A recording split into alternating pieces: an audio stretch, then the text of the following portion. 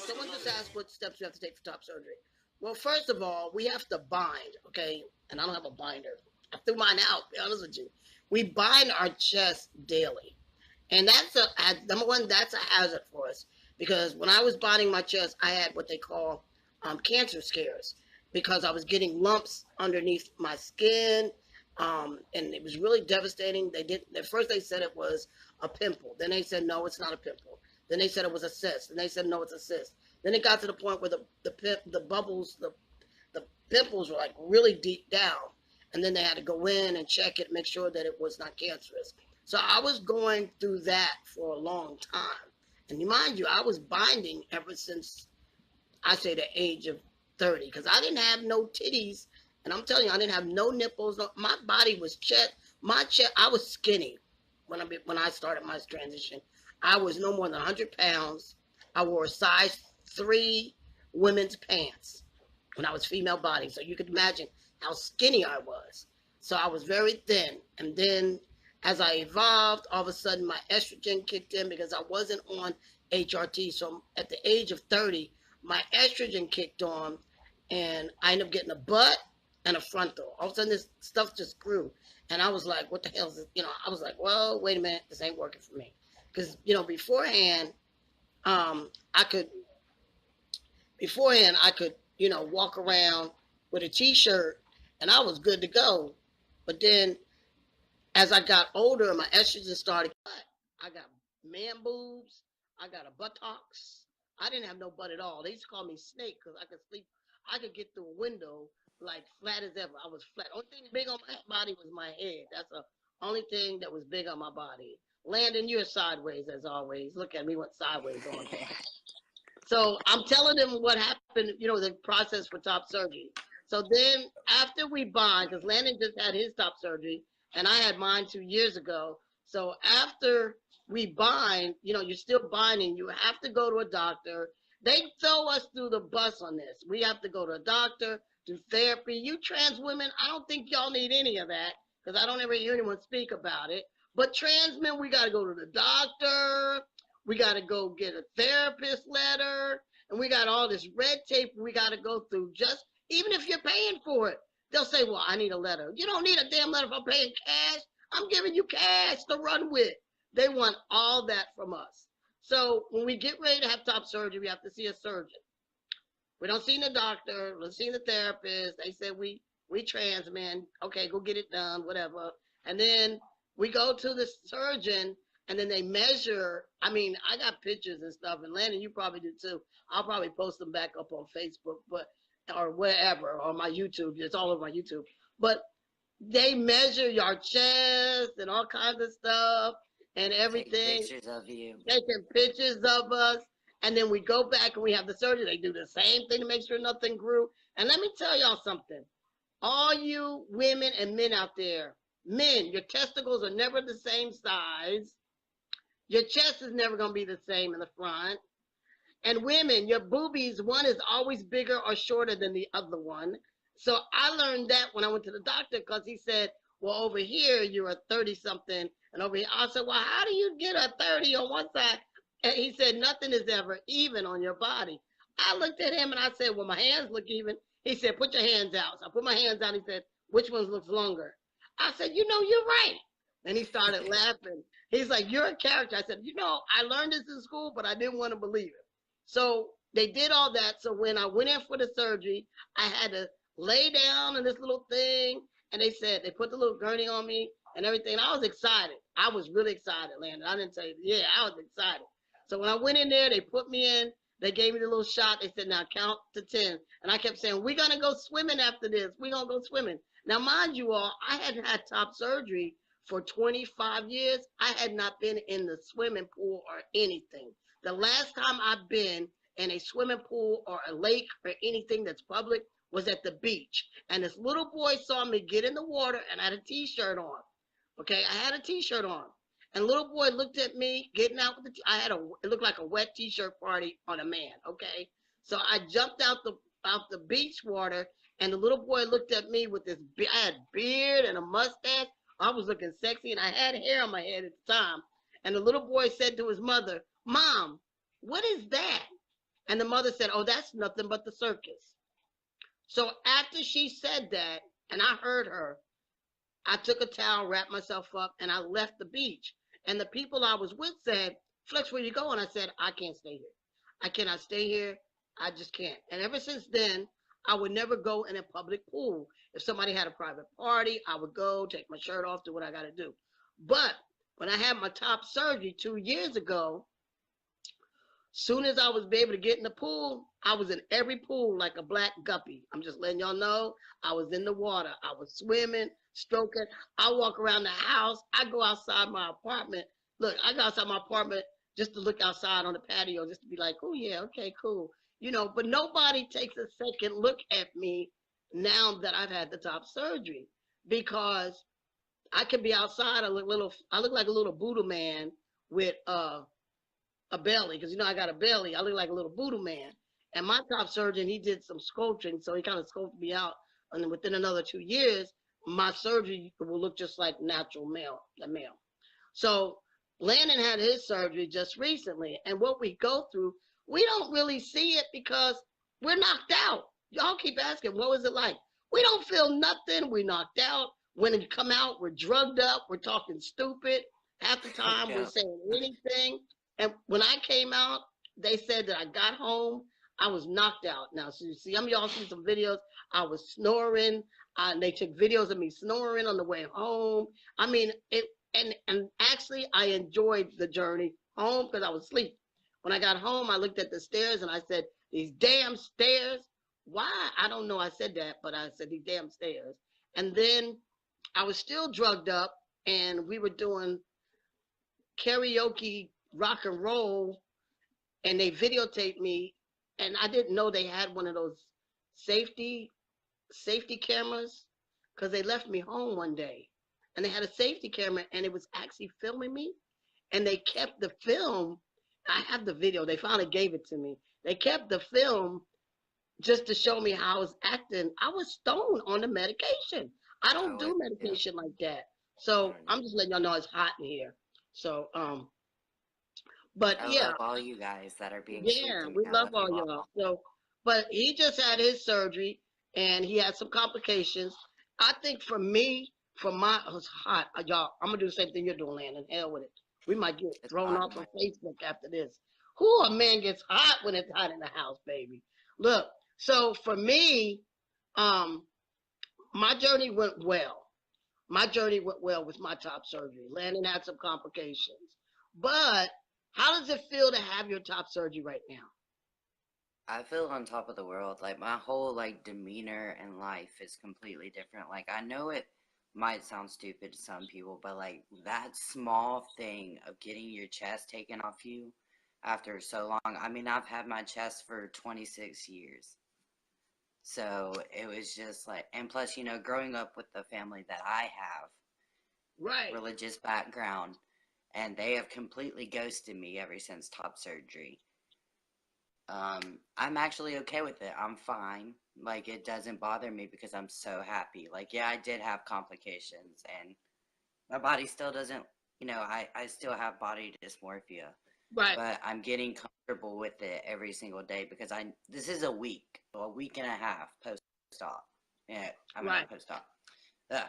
But this is a week and a half, so I'm getting there slowly but surely. So, I mean, I'm finally getting my appetite back.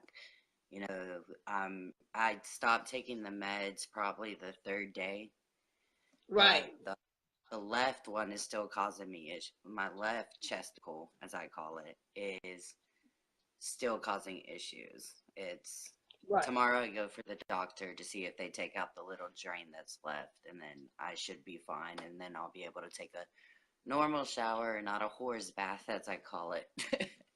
But Right. I mean, I literally, when I looked down, I was so drugged up. Like, my friends were sitting there, and I looked down and I was like, oh, what in the hell is going on? Because I had a huge hematoma right here. And I just Right, kept looking down and I was staring at it. And, the doctor doesn't come in. Like, I kept saying to him, I was like, when do I get to go home? When do I get to go home? And they're like, Landon, you don't get to go home tonight. And I was like, right, because my surgery was only supposed to take 2 hours. It took 5 hours because I had right. complications. My thyroid levels have been extremely high since before top surgery. So my blood pressure dropped, and Right. they were thinking that they were going to have to put me through a blood transfusion. Never thought Okay. that would happen to me because, I thought I was at good health besides my thyroid. But your thyroid Right. controls a lot. It has a lot of issues with your body. So when Right. that And the thing happened, with and the thing, let me say this real quick. The thing with thyroids, it runs higher in female body individuals than it does men, I think. mhm, So that's some of the things we have to be careful of is that clotting and cancer because the medicine what we take also can cause cancer. I mean, our testosterone can jack us up. People don't realize the complications that we go through as trans men to be careful. And we have to be careful what we eat, what we do, yeah, everything about us changes. Our whole demeanor of what if I was a lazy trans man, I'd be in the gym today because that's what I have to do for my body.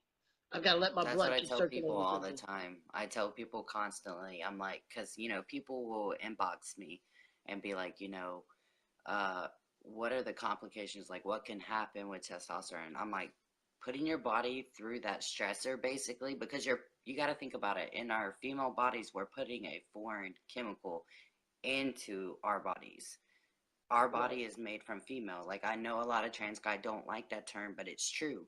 We're Yeah. born a female, so when we put testosterone in us, it's putting stressors on our body. So it Right. complicates our health, cancer, thyroid issues. I mean, I never thought I had thyroid issues till I started hormones. I had Right. no idea, none.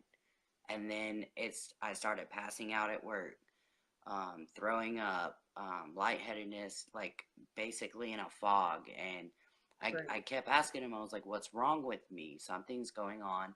But they could never get it on an EKG. And I'm like, something's wrong.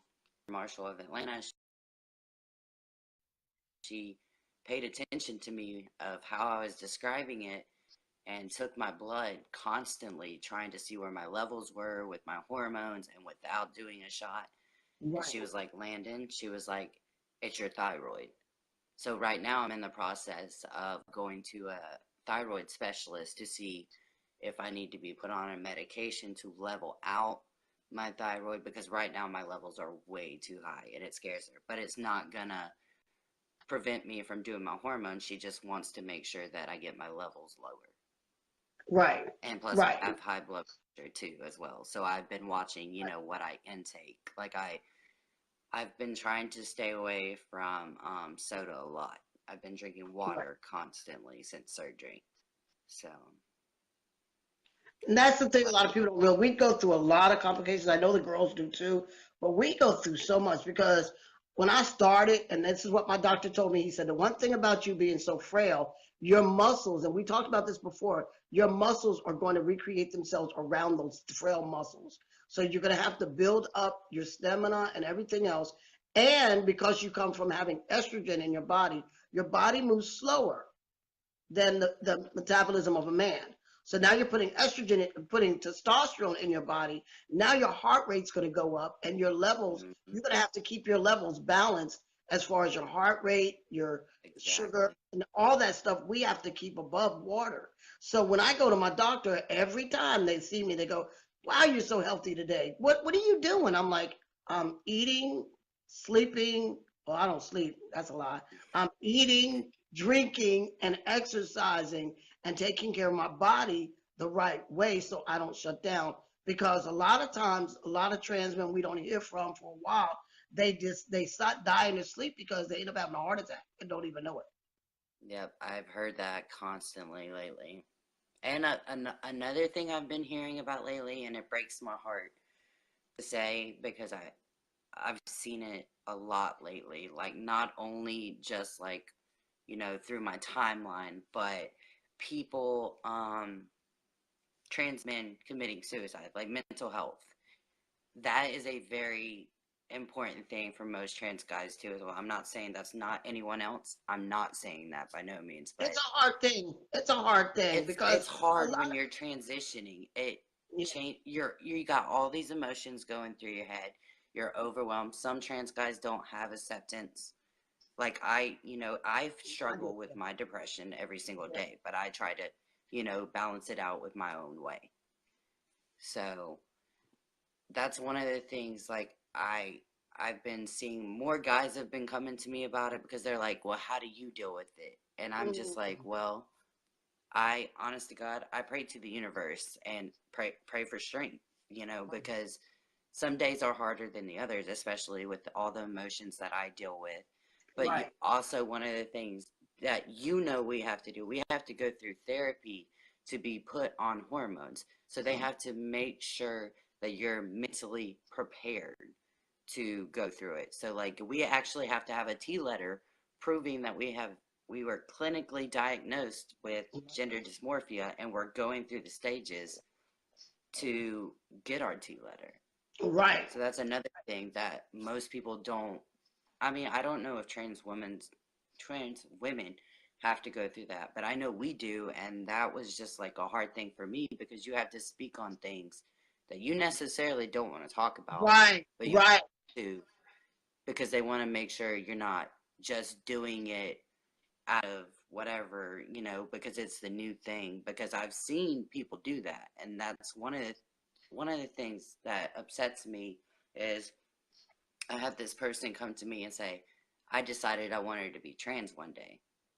I was like, excuse me, what? And then the next day, they were saying they were a woman. And I was just like, okay, I didn't know how really to approach it because I didn't want to come off like an asshole. You know what I mean? Right. Like, I just wanted to be like, are you sure? Like, this is what you are. Like, are you sure? Right. And needless to say, that person has never contacted me again at all because I guess they knew that I could feel like they were doing it because there was at one time, you know, that's my brother, by the way. Kayden is my brother. But Yeah. he, people, they came to me and said that, and it bothered me. Like it struck a nerve in my heart because it was like when everybody was coming out gay and lesbian, it was the Right. new, instead of orange is new, black is like, oh, trans is the new black. Like Right. that's how it was. And it was just like a slap in my face because I'm like, you don't know what it's like to go through this struggle every single day. Right. You Right. have, I have had my whole family disown me. My entire family. The only one I have is my twin sister. That is Right. it from my family. So you're sitting here, it kind of felt like you like spit in my face and Right. saying, oh, I just want to do it because it's cool. It's nothing about popularity. This is my true form, my true Right. self. Right. So when that happened, I was just like, wow. Because I can't sit here and say, that person's not trans or, because I can't. Right. I'm not whatever anyone believes in. I'm not the universe. I'm not the Right. soul. Right. But it was just like people don't understand what we have to go through. I go through so much for being who I am. Like, and I'm not trying to put it all on me because it does suck not to have a family that accepts you and loves you for who you are. Right. And only Right. have a biological identical twin sister, the only one that supports you. Like my friends on here that support me and you Flex, like that's the only family I need. Like I get emotional every time because It is the only family you need because right, it's the it's only hard. family I It's have and that I hard. need. It's hard, man. And that's why a lot of people don't understand when they say flex. You do so much for the community. Well, you know what? There was a time the community did so much that it kept me from dying.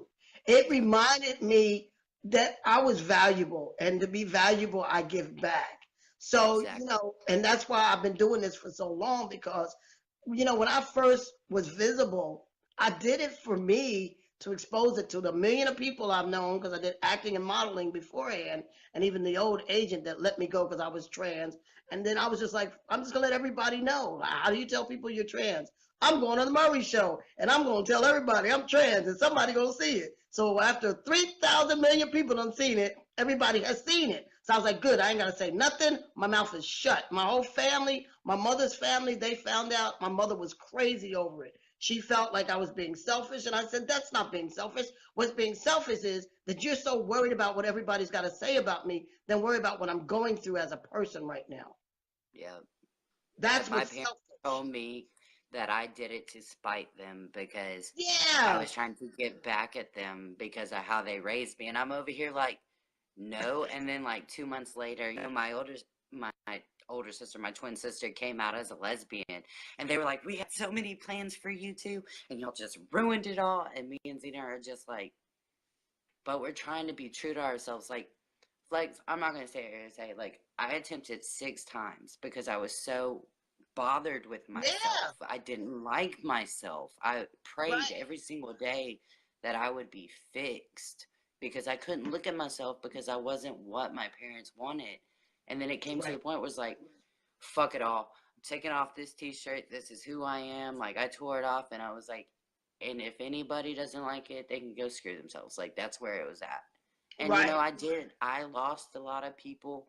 I gained the whole world though. That's the difference. I might have lost those people, but those people didn't matter in the beginning. Right. I gained the whole world when I came out. Right. I had support from my twin sister. Yeah, I got kicked out of my house and permanently disowned, but I gained a family. You probably saw my post Right. Right. about my adopted sister passing away. Right. Right. Well, her mom is the one that adopted me. I gained that whole family. This whole family, where I live now, this is my family. Yep. That's all I needed. I didn't need my real parents. Like, I thank them for giving birth to me and all that and showing me certain things that I knew and that I will never treat someone else. Right. I gained that knowledge. Right. But how I'm trying to make it to the point is I'm not ashamed anymore. I lost everything, when I was 16 years old. Like nobody should have go through that when they're young, but it happens every single day. But I gained the whole world over here. So Mm-hmm. there, like it got better for me. Like that's what I try to tell people all the time. It does get better. If I didn't have this support and my family on here, I probably or my twin sister, I wouldn't be here. I would not. And you say that because there's some people that know me here from my area, and they don't realize that the support I get from my community, even it's just the LGB, because that's all I knew at the time. If it wasn't for, and I'm going to say it, the Target Leather Club, which is one big, at that time was a large group of individuals, my leather community and my kinky community and some of the drag community in this area did not accept me for me. I'm going to be honest with you. And I remember I came from Jersey to North Carolina. I believe me and you, because I was going through this before I moved here. But once I moved to North Carolina, I didn't know anyone.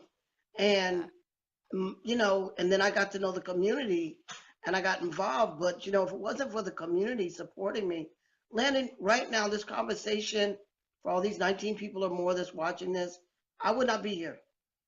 I would not be here.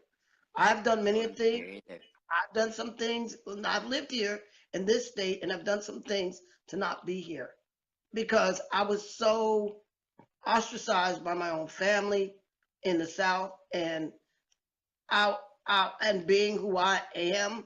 I'm not your typical person of color, so I was being ostracized by the Southerners of color.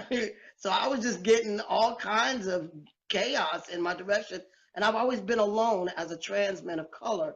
And there are many in my state here that are actually we're so scattered we are alone. And a lot of times people don't realize our trans man community. A lot of us are really alone. We're by ourselves. You look around in some areas, yeah, Atlanta's got a big community, New York's got a big community, but when you step outside the big metro states, we don't Yeah, you have, don't know, but yeah, you don't you you don't don't know see us. anyone. No, and we're by Yeah, ourselves. like And here. that's why people say, That's why people say we live stealth. A lot of us don't live stealth. We're forced to live the way we need to live and migrate in life, in society, at best to survive. That's why you don't see many of us. That's why they call us the invisible man of America, because actually blend in, just like myself and yourself. We don't have a lot of people that we can mingle with. We really don't. We really don't. I like don't even get identified to Landon at my public of work. Like they call me by my birth name, even though my uniform might say my Landon, but they still call me by my birth name because still Gwinnett County has messed up my stuff for the third time this time to change my name legally. So with me living in Georgia, Bible Belt Central, of course when I walk in somewhere and my paperwork biologically still says my birth name because it's not changed yet, Right. it causes an issue. I've had a Mhm. coworker look at me and say, "Well, why is she in the bathroom when she's not a real boy?" Because Mhm. I use the men's bathroom. Right. And I just looked at him and I was just like, "What makes me any different from you? Nothing. I am nothing different than you. I don't, do anything to disrupt you. You go into the bathroom. I go to my own little Yeah. little square and, Oh, go yeah. take my piss and don't mess with nobody. Like, and Right. living in the Bible Belt, it's really hard. My adoptive mom, actually, when I was 16 and she adopted me, you've probably heard about it. It was Youth Pride in Atlanta. It used to be an organization where they would bring in LGBTQ Mm-hmm. kids that have been neglected and, their parents kicked them out.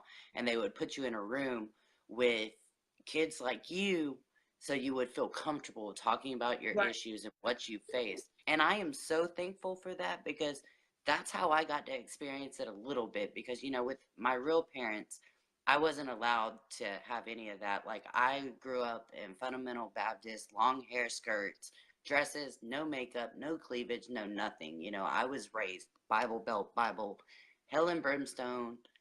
So when I experienced that, I was just like, I was scared. I was just like, oh my God, like this is bad. Like you would hear the preacher saying, the F word about gay Right. people, the other derogatory names about transgender people. And I'm literally sitting in front of the pew and I'm like biting my fingernails and I'm like, oh my God, he's talking about me. And, Right. I'm not saying anything. And I got outed at church at 16, like Mm. 15. I was sitting on the front pew. Me and my twin sister were. And we were sitting there and the preacher started preaching and then he asked for me and my sister to come up to the front. He called me my dead name then still because I wasn't out. I tried to hide it. And he put us to the front in front of the whole church. Mind you, my little church was probably about, it probably had 115 people there because it was a Sunday. Put Right. me in front of the church, me and my twin sister, and this is when MySpace was big. And me and my sister expressed ourselves on MySpace. She would put, "I love you, cuz," sorry, um, but put us in front of the church and said, "We have something we have to tell y'all."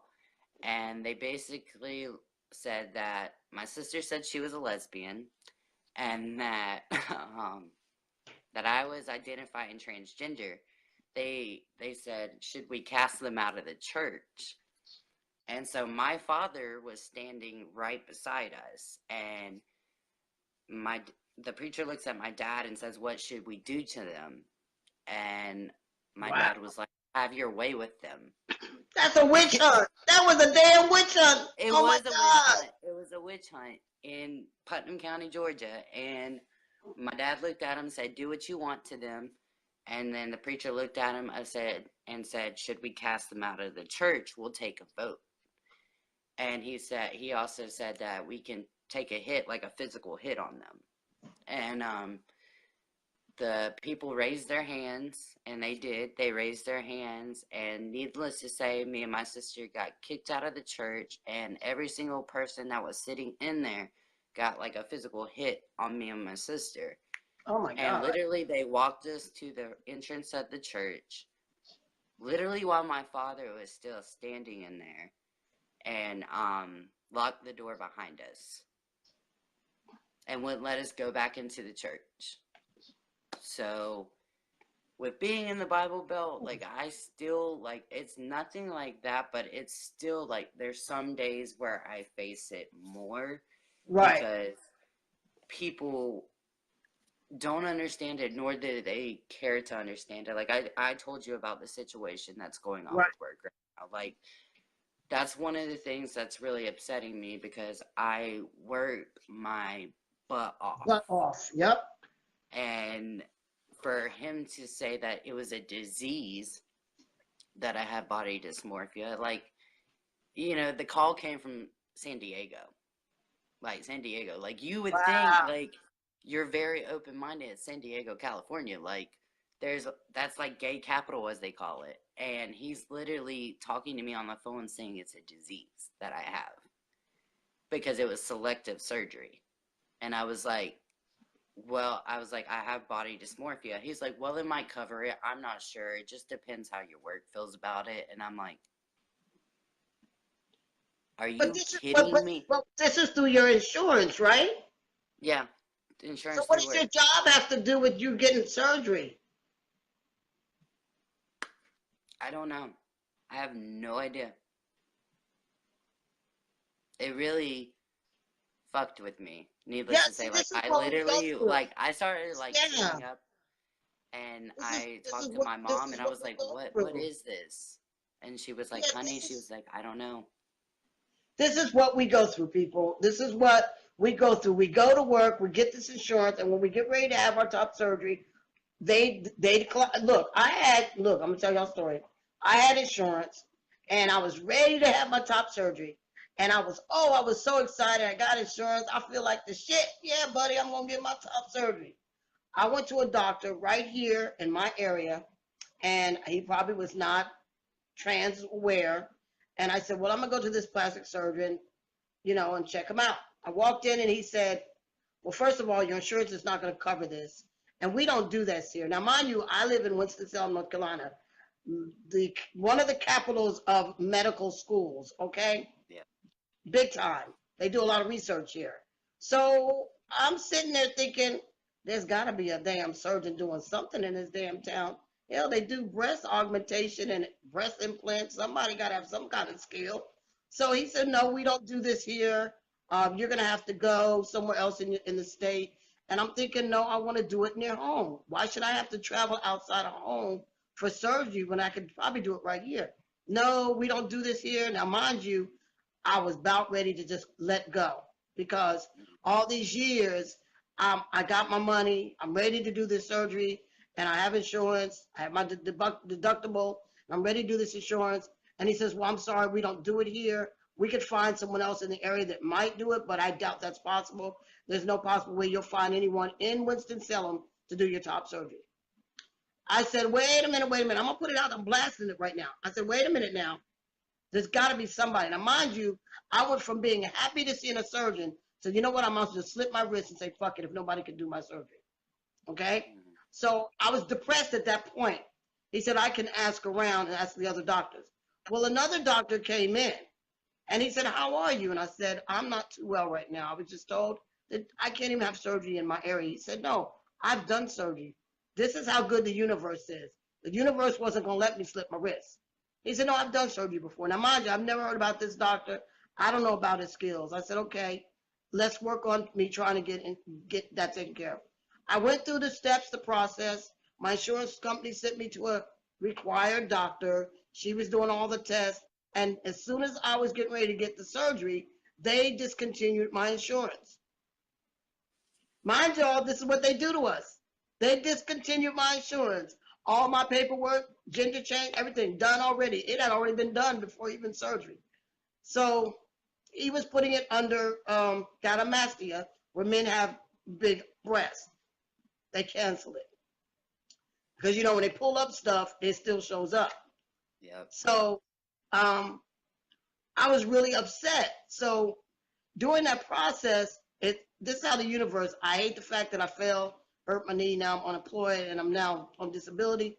But few weeks later, I went to work. A few months later, I went to work and I fell on the job and I got workman's comp. Well, my original doctor I went to has 30 something years experience of reconstructive surgery and top surgery, bottom surgery, all this stuff. He's a plastic surgeon. He's great. And I didn't want to go to the surgeon that I saw in Winston because he only said he did a few top surgeries. And I was like, I ain't feeling you. No, no, no, no, no. I'm worried about, keloid, which was going to happen anyway, but I just not feeling you. I want a black man chest. I just don't want a white boy chest. I was really scared. I White want boy my black chest. boy chest. Right. So I went to a black surgeon, Dr. Truesdale. He's probably on here watching. I went to him. I went to him initially for the beginning years ago. And he said, well, we're going to get it done for this amount. Well, as time went on, the prices go up. So he asked me, he said, well, you're back again. I said, I'm back for this surgery. I said, I'm ready to go have my surgery. And I told him what happened. And he said, well, you're going to pay cash. I said, yes. He said, well, it's always cheaper with cash. I said, well, I can do that. So when I went to see him, he took care of me. The bedside manner, number one, was great. I could call him any time of the day, questions, whatever, whatever. He gave me secrets. But I'm gonna send you some get you some amber gel. It's like for bruising and stuff. Get that for yourself as well. Um, and he had me do vitamin C, like I told you, see if you can do vitamin C. And he just had me do a lot of different things, prepared me to stop taking my meds that I was taking before for exercising, because you got to make sure your blood is just right when you go to surgery. Bumping. Yeah, but I'm telling you, the process is not easy. People think that we just go in there, get cut, boom, boom, boom. There's complications. You had yours. Mine, I keloid, which we didn't think was going to happen. But I'm okay. I don't care. Keloid, I don't give a fuck. Yeah. I ain't worried about that. You know what I'm saying? I ain't worried about that. But for me, we had a problem where they were worried about the lymph node fluids coming out because I had a lot of lymph node fluid. So they kept my bulbs in, and the bulbs, people, they look like little tea bulbs, like a little egg. Yeah. Yeah, little And, eggs of and fluid. what it is when we get the surgery, it's a tube that comes out and it allows it to drain. Yeah. See, we got the I still mark. have scars from it. Yeah. Yeah, you got scars from it too, real bad. So, but it's okay. We got scars. Who cares? So, with that being said, we had those done. That takes out the fluid, and we have to sit up so the fluid goes out because if it goes back into our body, it can poison us. A lot of people don't know Okay. that. It can infect us and it poison us, and then next you won't find me in Landon no more. So we did the right thing. But once you get those bulbs are the thing that hurts the most because it's on the side and it's Oh. pinching and it Mm-hmm. hurts. None of this. No, I was fine in the front, but the rest was like, oh my god, these things got to come out. I can't take I it. love you, To take Tiffany. to take a shower, to take a shower was fun. I mean, we can't raise our arms up for about several weeks up high, and I I still was cheating. can't. I do like this. I do like I this. try to go like this, and like if I try to like leave, I'm like, Yeah, oh, you know what? I'm not gonna do that. you can do Can't it, do it. but It it's just it's, it's hurts. but the thing is that after it took me 2 years, now I'm not as sensitive because my nipples and everything were very sensitive 6 months ago. Now I'm not as sensitive. I mean, just to do this to me used to hurt because what they're doing is they're taking tissue out. And I had the Mm-hmm. T surgery, which is cut here and straight up here. And what they do is they move my nipples up. I didn't have what they call skin graft. I didn't have my nipple skin graft. They just cut, pull them right on up here. That's why my nipples, people, are sitting like they are because they didn't take them off and then place them like anatomically like a man's chest. Okay, they just Yeah, I pull had the them up. keyhole. Yeah, yeah. See, See, he had the keyhole. I had cut because I had so much tissue. So they had to go in and take all the tissue out, and they did they took the tissue out, and they also did some liposuction as well. So that's what happened with me. Now I'm getting elephant ears, but I don't care about that. I don't know about Yeah, that. he told me that the reason I got my hematoma so bad was because I went from having a big chest, and then when I started hormones, my chest started dropping. And like I told you, I was athletic, so like my chest Right. kept getting smaller and smaller. But when he went in, he saw that I had more tissue than he thought I did. And Yeah. so like he was like sucking all the way up to like my Yeah. collarbone. Right. That's why I was so bruised. So when that happened, that's how I formed the hematoma so huge. Right. Right. So, it was painful. I felt it all the way literally to my neck. Like I could But feel it in my it looks like collarbone. it's healing. It's not as red as it was before. Yeah, It looks like it's yeah. I'm definitely not as bad. Like, Yeah. definitely, I'm so lucky. Oh, I'm so Yeah. lucky because I didn't like it for a while. I was real, like, I still have a little drain in this one. It's like a little balloon Right. looking thing. It goes deeper down into my pec muscle because he Okay. wanted to make sure all the fluid came out. So there's Right. still one. That's what that is. It's still in there. Tomorrow I go to the doctor at 10 to see if I can get it out.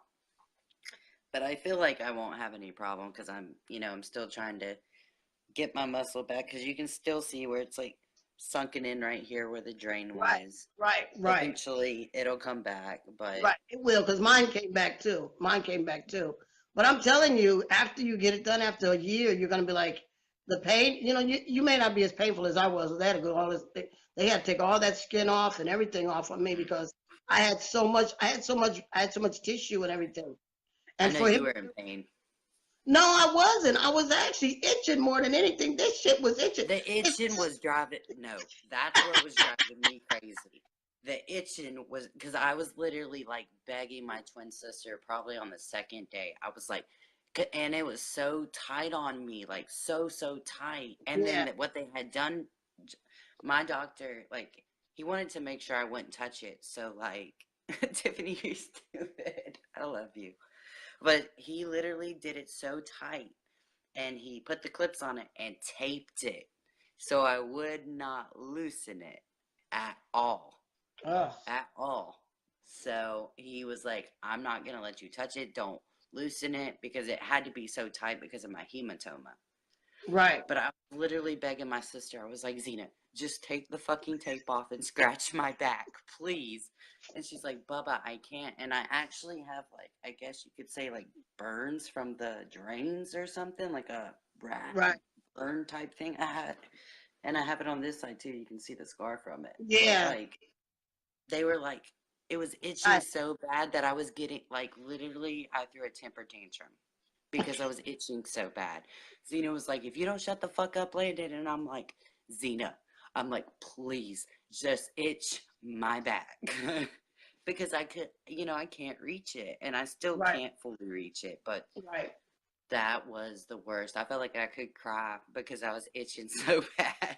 Yeah, And I yeah. would take a pencil and I'd be like, and my sister would give me a back scratcher and I'd scratch my back. So let me ask But you a question. When you were wearing a binder, did you itch a lot in your back a lot? yes. Now let me And I explain what. sweated a lot and I couldn't Yeah, breathe. Couldn't that's breathe. the thing. A lot of people don't realize, and we're gonna get people aware. When we wear those binders, okay. First of all, testosterone is compounded. It's mixed with an oil. Okay, our body absorbs the testosterone, and the oil comes back in our skin. That's why we get the pimples and the zits. Yeah, because All of it's actually oil coming back out of our token. Not only that, but how can I explain it? With our backs being with the binder, after you take the binder off, your back is breathing, and that oil is like trying to it's the seep out your back. And to this day, I still itch when I get in the shower. My back is like, oh my god! It's just because it's my pores are opening up, and it's yep. just crazy. Um, but that's the biggest thing about testosterone is that if you take too much of it, the oil starts taking over. It could clog you. We have to be careful of Yep. what we're doing. And I'm telling you, for the top surgery, I will say this, and Lana, you might can say this now where you're at.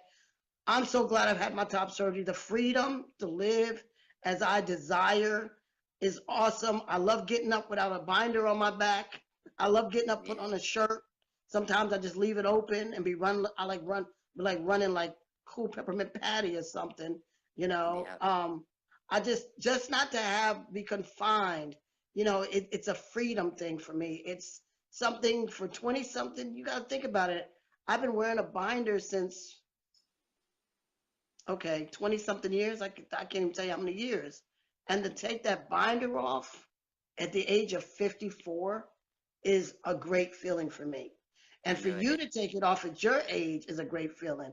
People don't understand the binder is the one thing that adds So to the uncomfortable. dysphoria. That's why I have this tan line, because it was Yeah, from a binder, and I would want to go outside, and be in the sun, but I couldn't enjoy it without a binder because we couldn't show our top, like we couldn't.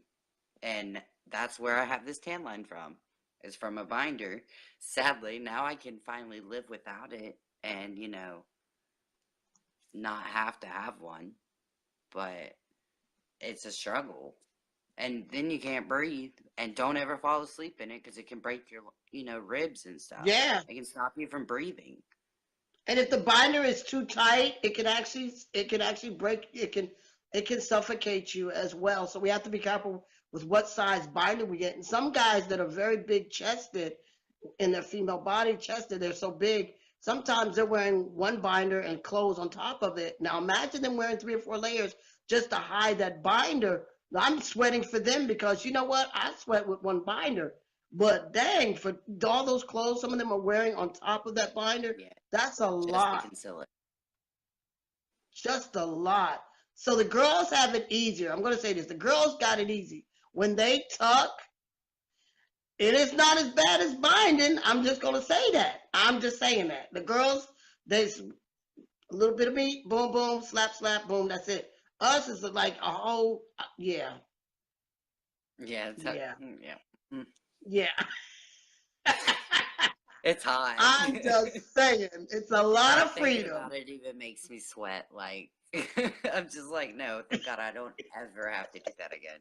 Like my twin sister, she always asks me about it. She's like, Bubba, I don't understand. Like, she understands. She's like, I don't know how you went through all that. She goes, but I'm glad you are where you are now. She was like, but you went through the struggle. You were driving the struggle bus. You were the lead of everything. She goes, and, if I wanted to know what it's like being a man, I got you. You can just tell me everything. And, I guess, that's why she has friends that also struggle with, self identifying. And she always tells Right. them, go to my brother. Go talk to my brother. He will help you. Like, because as she tells people all the time, I'm her biggest role model because I tell her every single day, I'm still finding out who I am. I Uh-huh. might be trans, but gender and sexuality are two different things. The thing that trans guys ask me is, well, am I supposed to be a straight trans guy? I'm like, not at all. Right. You don't have to fit in a box. We're not Right. boxes. We don't have to fit in it. I'm a pansexual trans guy. I fall in I love with, think we learn. I think we learn. We said this before. We learn so much about ourselves through the journeys that we live and the journeys we go through. Because I'm telling you, man, it's a lot to learn about self. There are a lot of us that say, no, I would not be penetrated. And then after taking testosterone for as long as I've been, I'm gonna tell y'all right now, I'm like the jackrabbit of the jackrabbits. You know, I'm I tell people pansexual, that all the so time. I'm like, dude, your hormones go crazy completely. Mine go crazy. And I'm a cancer. So like I you know what they say about cancers. But with my hormones, like it'll go even more. And now that I'm getting more comfortable in my skin, I'm just like self-love, self-happiness. And then I'm like, I don't care who you are. You can be man, woman, whatever you identify as. Like, I'm attracted to you.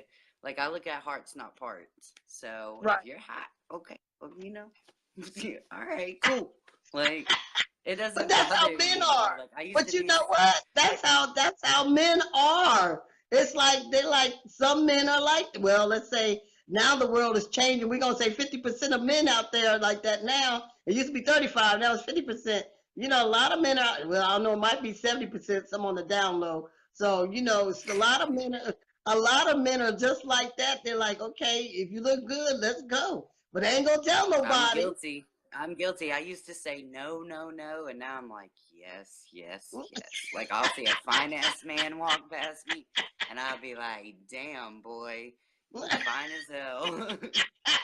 But it is what it is. I can't help myself. I really can't. Like, it is what it is. And, you know, everybody, like, the ones that knew me before my transition, they knew, like, before I would always be like, ooh, women, you know, all the time. Like, I'll admit, I had my little phase I went through, you know, before I started figuring out who I was. And they were like, yeah, Landon, you did this, this, and this. And I used to always be like, ew, men, gross. I would never do that again. I've done it again, and I liked it. So, I'm not hating. Like, I don't look at gender. I do not at all. I don't look at it. I look at the soul. I'm so attracted to chemistry and souls and just who they are as a person. Right. Like, when I have conversation with people, I look at them in the eyes. That's one of my, I'm an introvert, so I feel things differently than most people. Right. So for me to identify and just look at a person, I look at that person like they say that person might be tall or that person might be ugly. But to me, that can be the most beautiful thing in the whole wide world I've seen. Mm-hmm. Because that's just I don't discriminate. Like, I was raised, you know, not to like anything other than white. Like, I had to like white people.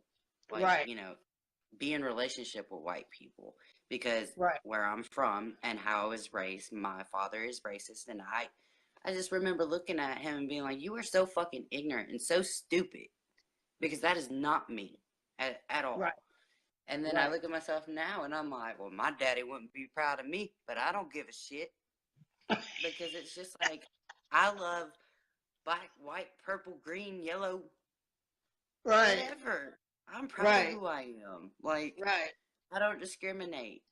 I don't look, and that's another thing. I don't look at color. I don't look at none of it. I don't look at color. I don't look at sex. I don't look at anything. I look at the fucking soul because that is the truest form that you can ever fall in love with. And you know, if I never get married, I never get married. But I know I live my life according to how I wanted it. And There you go. to where I can help kids, you know, after me, when I'm dead and gone, that the world can be a much safer place for them. Mm-hmm. That they don't have to worry about the things that I had to go through. And that's why I don't look at gender or color or any of that. Like, you can be purple. You can be a motherfucking rainbow. I'd probably fall in love with you. Like, honest to God, that's who I am. Like, you could be leopard print. Shit. You could be great. And I would still give you the same respect that I give Right. everyone else. And That's who I am. I think that's the thing with trans men that I've met. I'm speaking of trans men. A lot of us are very open minded. You know, we love who we love and attracted to who we're attracted to. And as the men we are in society, we don't judge each other. If No, we you don't. like dudes, that's you. If you like women, that's you. You like trans women, That's that's you. you. If you It's like your three-legged life. people, that's you. We don't judge. We don't ever say to each other, you're less man, you're less this. None of that. I noticed that a lot of us, not all, but the ones I've been around, the ones I've talked to, and communication I've had in groups, we don't really judge each other. We don't even knock each other down. And No. that's something that I admire about the trans men, that we sit and we talk. I mean, yeah, it goes on here and there. Don't get me wrong, it does happen. But Oh, we I've sit and seen it. talk and we don't tell each other, hey, you know, you're less of a man because you didn't have bottom surgery or top surgery, or you're less of a dude, or whatever, whatever. What makes us say that you're less of a trans man is if you're playing the role, but you're not living the role. Yeah. I actually just had to delete someone off my Facebook because I'm a big thing about bullying. Like, I'm not okay with it at all. I've experienced it myself. I've seen people um, suicide. My cousin, as I call her, she was like Right, my little sister. She passed away a couple months ago because of suicide. And it hurts my heart because I saw him bullying someone, saying he posted a picture of them, like people that were commenting on it, because he was saying that he got his girlfriend pregnant. He was talking shit. And people were like, well, how did you do that? Well, it was because she cheated on him. Well, he was posting pictures of people and dogging them out, like dogging them out. And one of the things that sent me overboard was I got down to one of the things, and it was a fellow brother, another brother of ours, and he was probably 16 or 17, learning who he is and Yeah. accepting it. He was happy. He posted a picture of him when he had a jacket zip down and he didn't have a binder on. He felt comfortable in his skin. So go you, boo boo, honey boo boo, do your thing, And he posted the picture of the guy and said, I'm more of a man than you are. Look at me, I'm all fine and shit. I've been on hormones for 7 months. Just because this other fellow brother was not on hormones at that time, he posted a picture dogging him out. As soon as I saw that, I didn't say anything. I just went and deleted him and blocked him because I do not stand for that crap. You do not sit there and say, just because that person wasn't financially stable to be on hormones. It takes money to be on hormones. We pay out of pocket for it. So for him to do that, I was just like, and people wonder why the trans rate and suicide and stuff is so high. It's because people are so ugly towards each other. For us to be part of the LGBTQ community, we need to accept everybody and love everybody and stop bashing everybody. Literally, this kid was 16 or 17 years old and he had someone that was 21 bashing him about not being on hormones and posting old pictures of him. And then the other people, he was bashing women and bashing just because they were all trying to understand what he was saying on his post, and he took it ahead of him up a notch to be an asshole.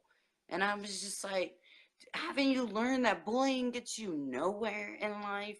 Nowhere. It just hurts.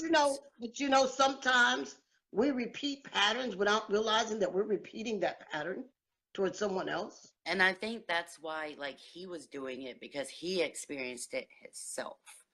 And so when I saw that, I was like, God, I was like, that's so awful. Like, I didn't say anything at all. I just kept my mouth shut, and I made it clear on my Facebook, if you condone bullying of anyone of the LGBTQ, don't add me, don't ask me questions because I won't respect you. I have no tolerance, none in my And the life thing with for bullying.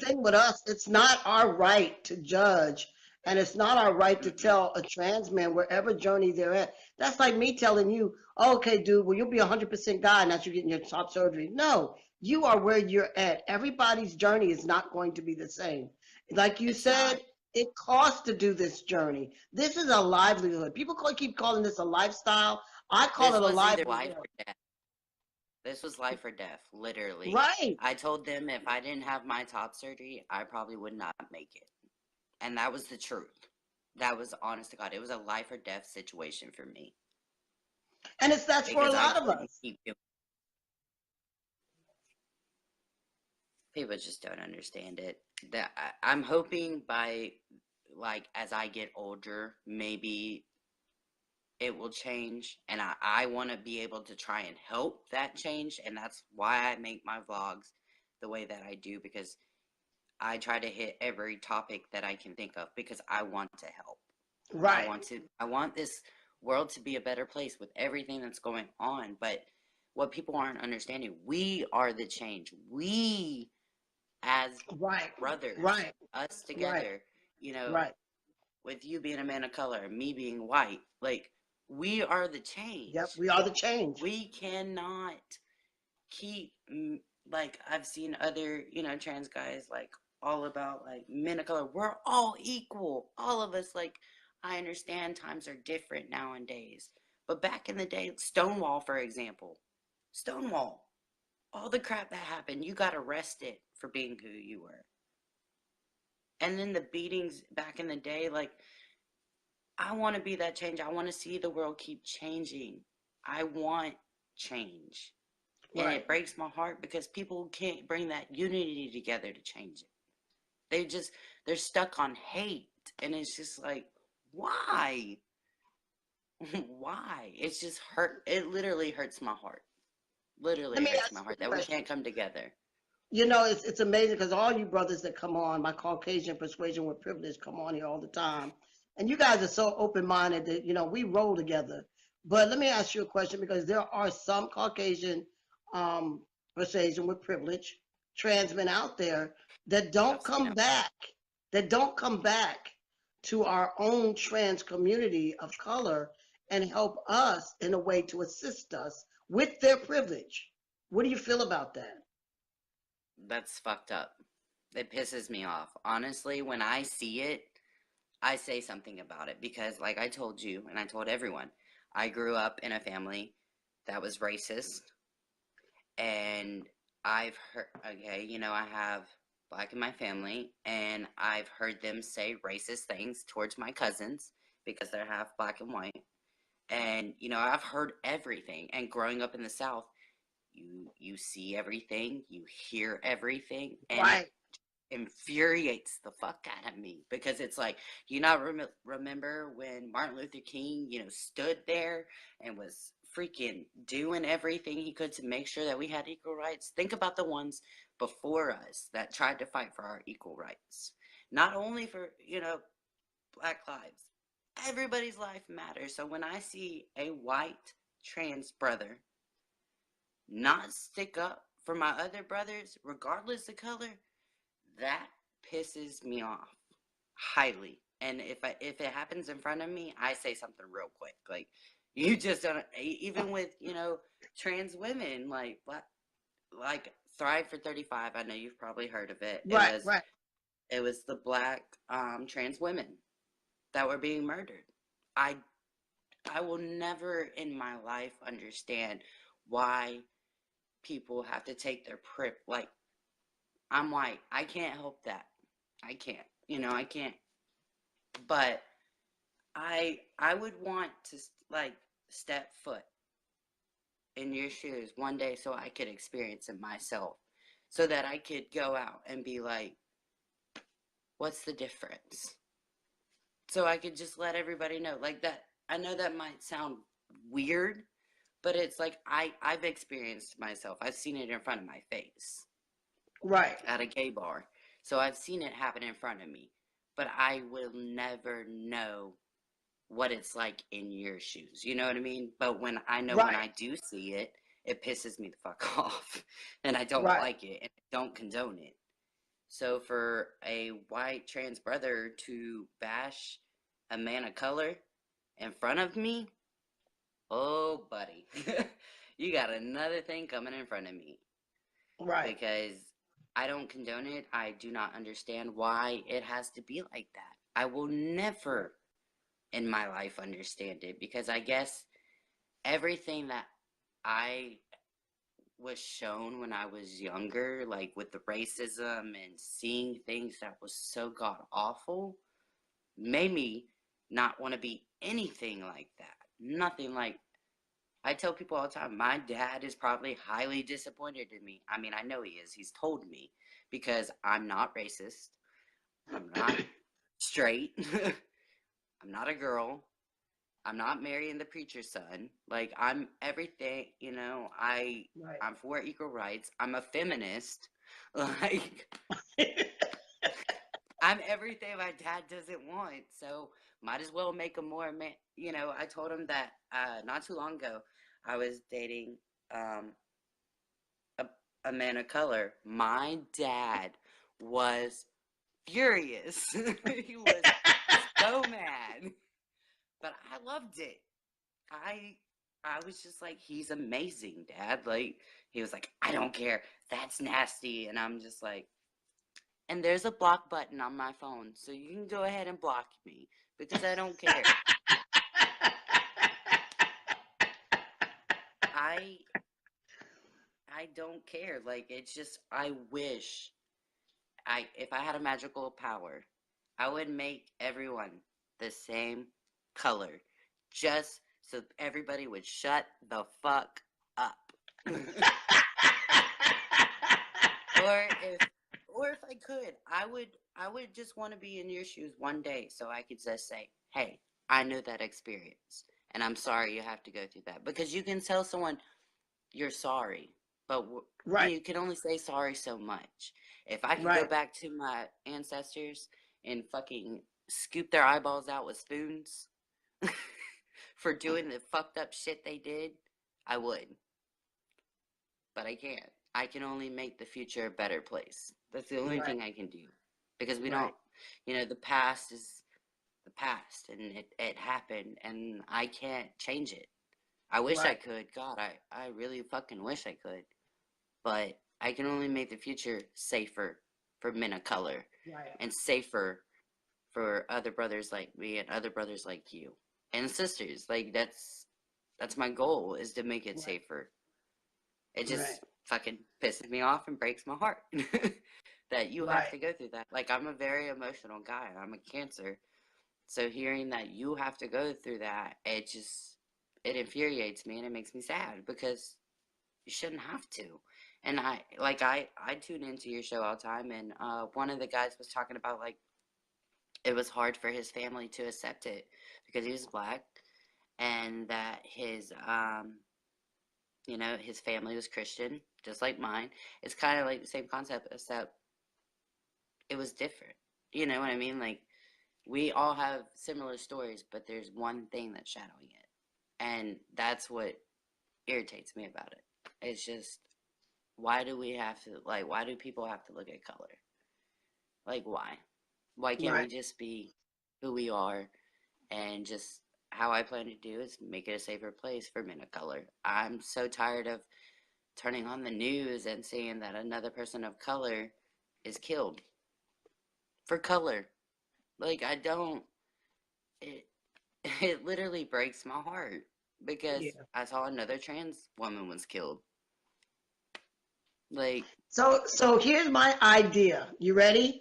As a hmm, brother, because I call all you my brother, as my Caucasian persuasion brother, with privilege. How about I saw a video, and I want to ask you this question. I saw a video, and it was the Israelites. It's a church, Israelites, and they were standing around a whole block. I mean, I don't know how many men there were, but imagine trans people coming together, unified, standing together to make a statement in reference to the suicides and the murder, and go to each state capital and just stand one day and block that state capital block, that whole block, and just stand there and shouting or singing some kumbaya song for hours and just being there and not being violent, not being resistant, just standing there and doing that. Do you think that something like that would make some kind of impact, that we're a larger community than what society sees on social media? I think it needs to happen. I completely think it does. And then also have stuff for the ones that lost their lives.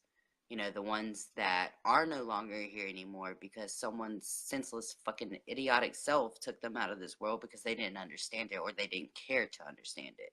I feel like Uh-huh. it needs to be known to the world that we exist, that we are real. We don't do it for attention. We're humans. And I feel like all all race needs to be there, not just white. Men of color need, because I want men of color to be out there too. I want it to be known that it is okay for a man of color to be transgender.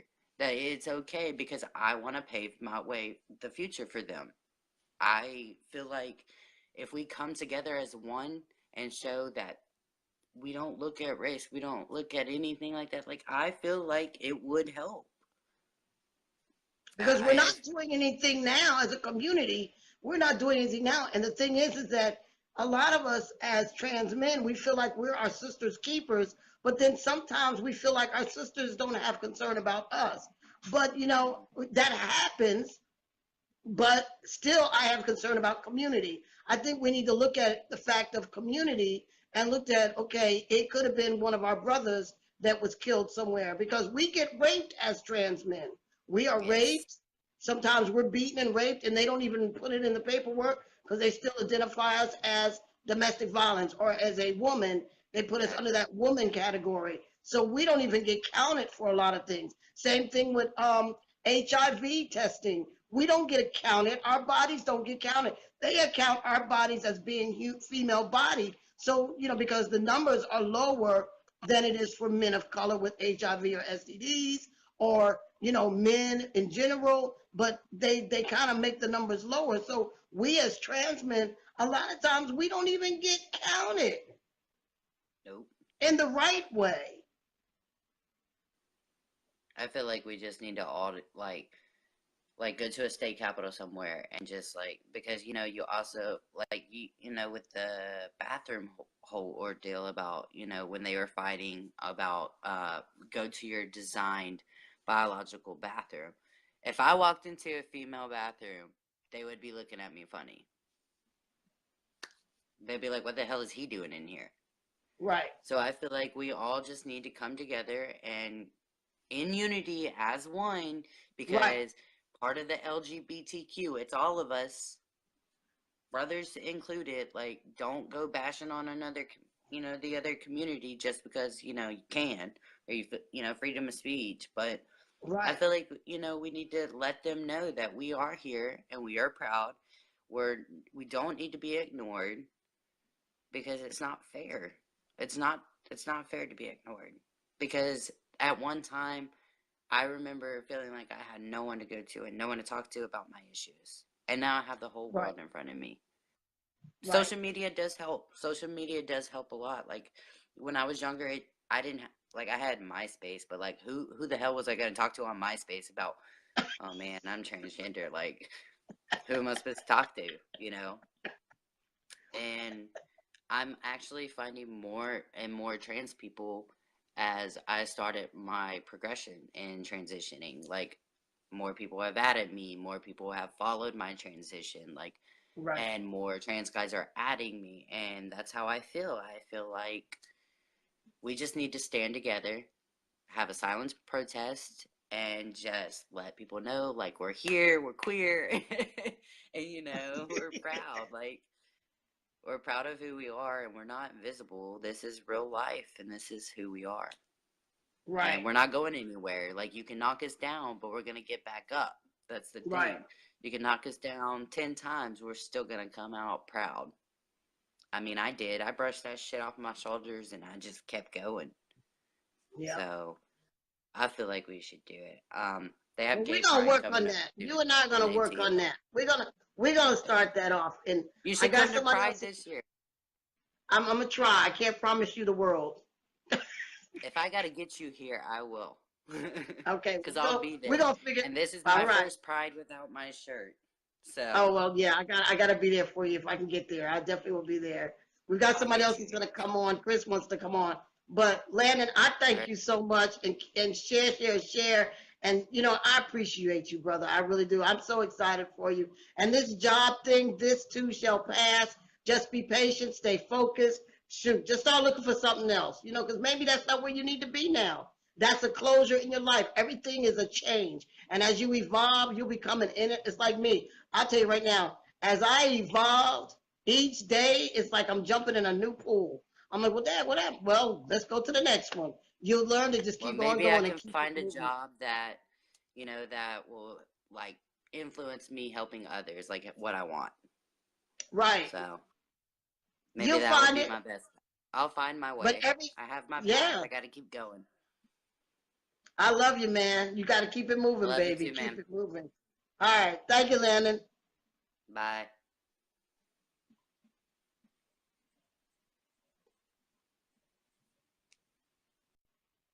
I love that boy right there.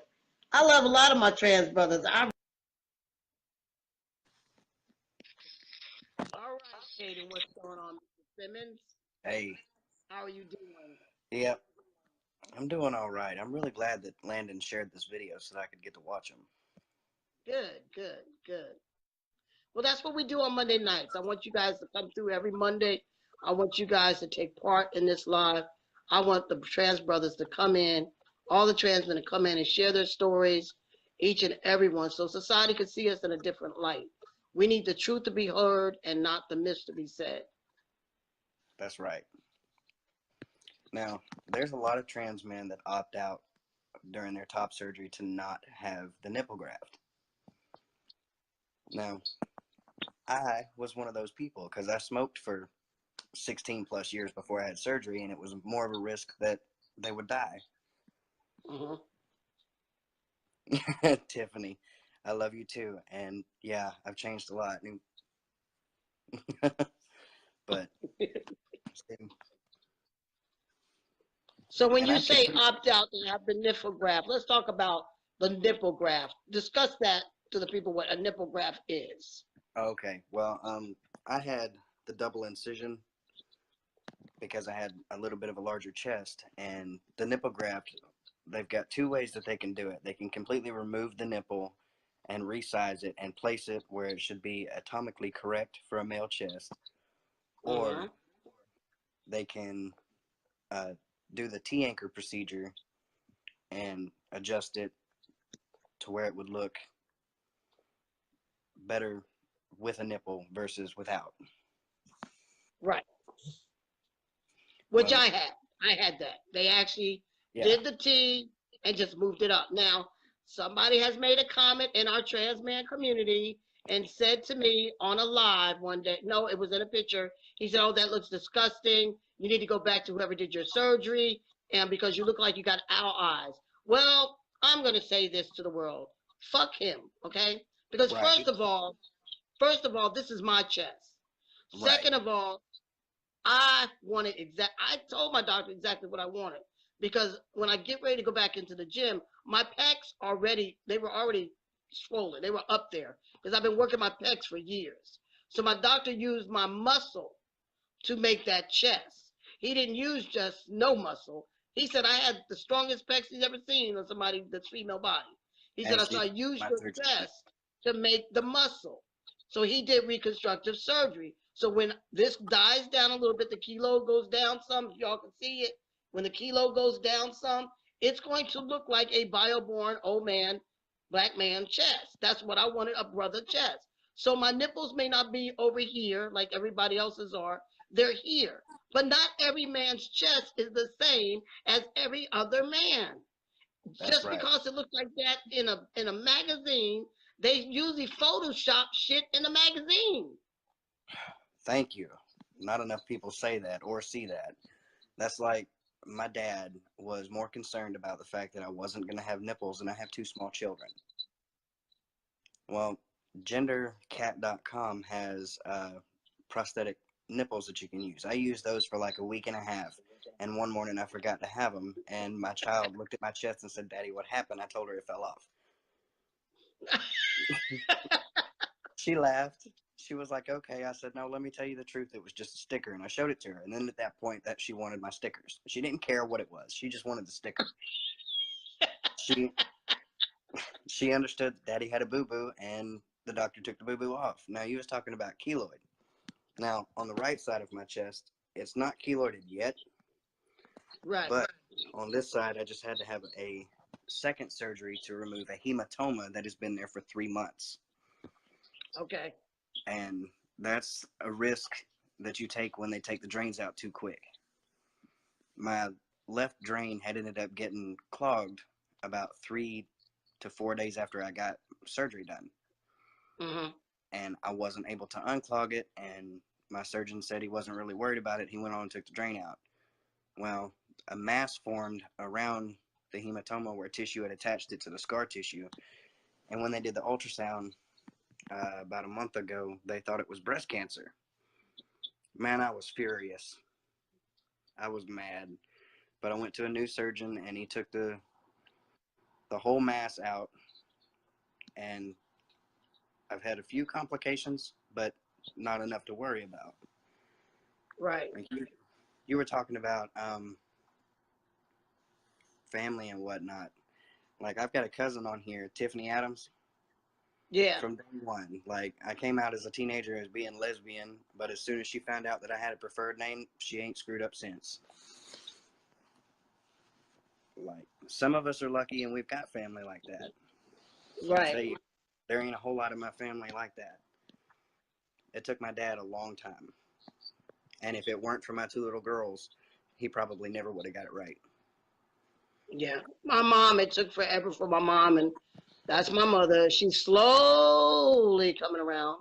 My brother has begun to realize that he can't follow. He's mama's boy, and I hope he sees this because I said it. He he's older and he's more of the mama's boy kind of guy. And I'm not jealous or envy. It's just the relationship they have. And it's it's hard for him because he had a hard time acknowledging me as his sibling that's a brother now. And he told me, he said, I cannot be around others calling you my brother because I just feel awkward saying that. So we use the term sibling. We use the word sibling. So it has made it easy for he and I to be around each other when we say, yes, this is my sibling. He doesn't have to say my sister that's now a guy. Right. It was awkward for him because we grew up with close knit neighborhood, and we went to my father's funeral, and people were just asking for me, and I was standing beside him I have at the endured that from casket, and they were like, "Oh, is this your little brother? I didn't know you had a little brother." And he's like,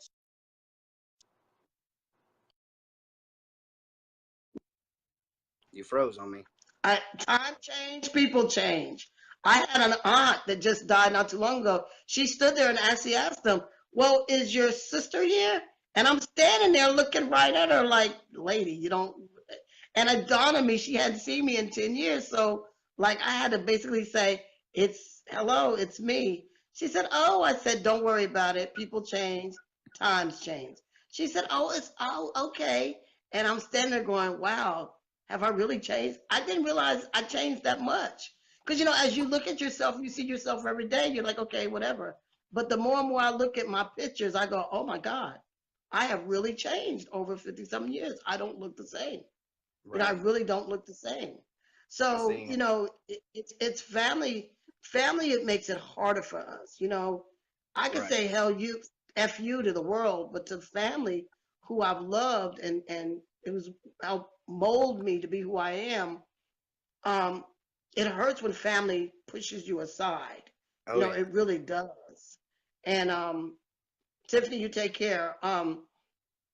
It's just that it hurts to lose that. And then when you go to a family gathering and they're more accepting of your gay cousins than they are of you, Yeah. I'm thinking to myself, how are you so loving to somebody else, but you can't be loving to me? We're in the same community, but in a different version.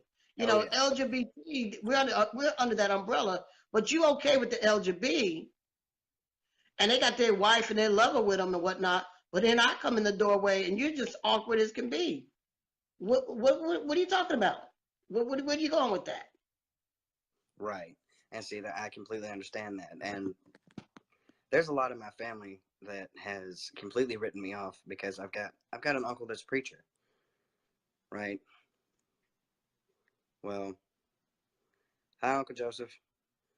Anyways, I've got an uncle that's a preacher, and that part of my family pretty much just stepped away, no problem, no big deal. Mm. But I went into Walmart and I ran into an elder aunt of mine, and she straight up asked me where my little sister was because she thought I was my older brother. I was like,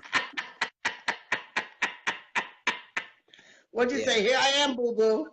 No, I told her I was like, my brother is actually 6'3". I'm only 5'6". He weighs a whole $120 soaking wet with bricks in his pockets, and I am close to 230. I am the little sister. He laughed. Yeah, she was just torn up about it. She was Did like, she, "I'm fa- so did sorry." she did she have a heart attack? Did she fall out? Oh my God. No, thank God she was in one of them fat people chairs. I call them fat people Oh, chairs. okay. You never see disabled people in them. Yeah. But it's just, I didn't realize that whenever I went live, it was going to go onto my Facebook. So it says that my Your uncle's whole on. family coming in. No, that's all right. They about to learn. They about to learn. But no, it's amazing how our journeys are and how we evolve. And like I told Landon, I will never regret my journey. I loved every bit of it. I've learned so much about me. I've grown, and I'm just looking forward to 60 to 235 years old. I'm gonna be 235 years old. I'm working on that now. I'm working on living forever because this journey has been a joy ride. I have loved every bit of it. My transition, you couldn't take it from me. You couldn't take it from me because it's allowed me to be who I need to be in this world. I didn't choose this, it chose me. I really didn't choose this. I didn't know what this was. I didn't know what this was. And I know the feeling all too well. And much like Landon, I was raised in church. On my dad's side, I was raised in church. I was in church every time the doors open, in little girls' dresses and all that stuff. Just definitely not something I was into. But it's really funny now that I'm grown and my dad's got pictures from pre-transition all over his house. And so when he's got the grandkids, it's kind of interesting to watch them react to the pictures.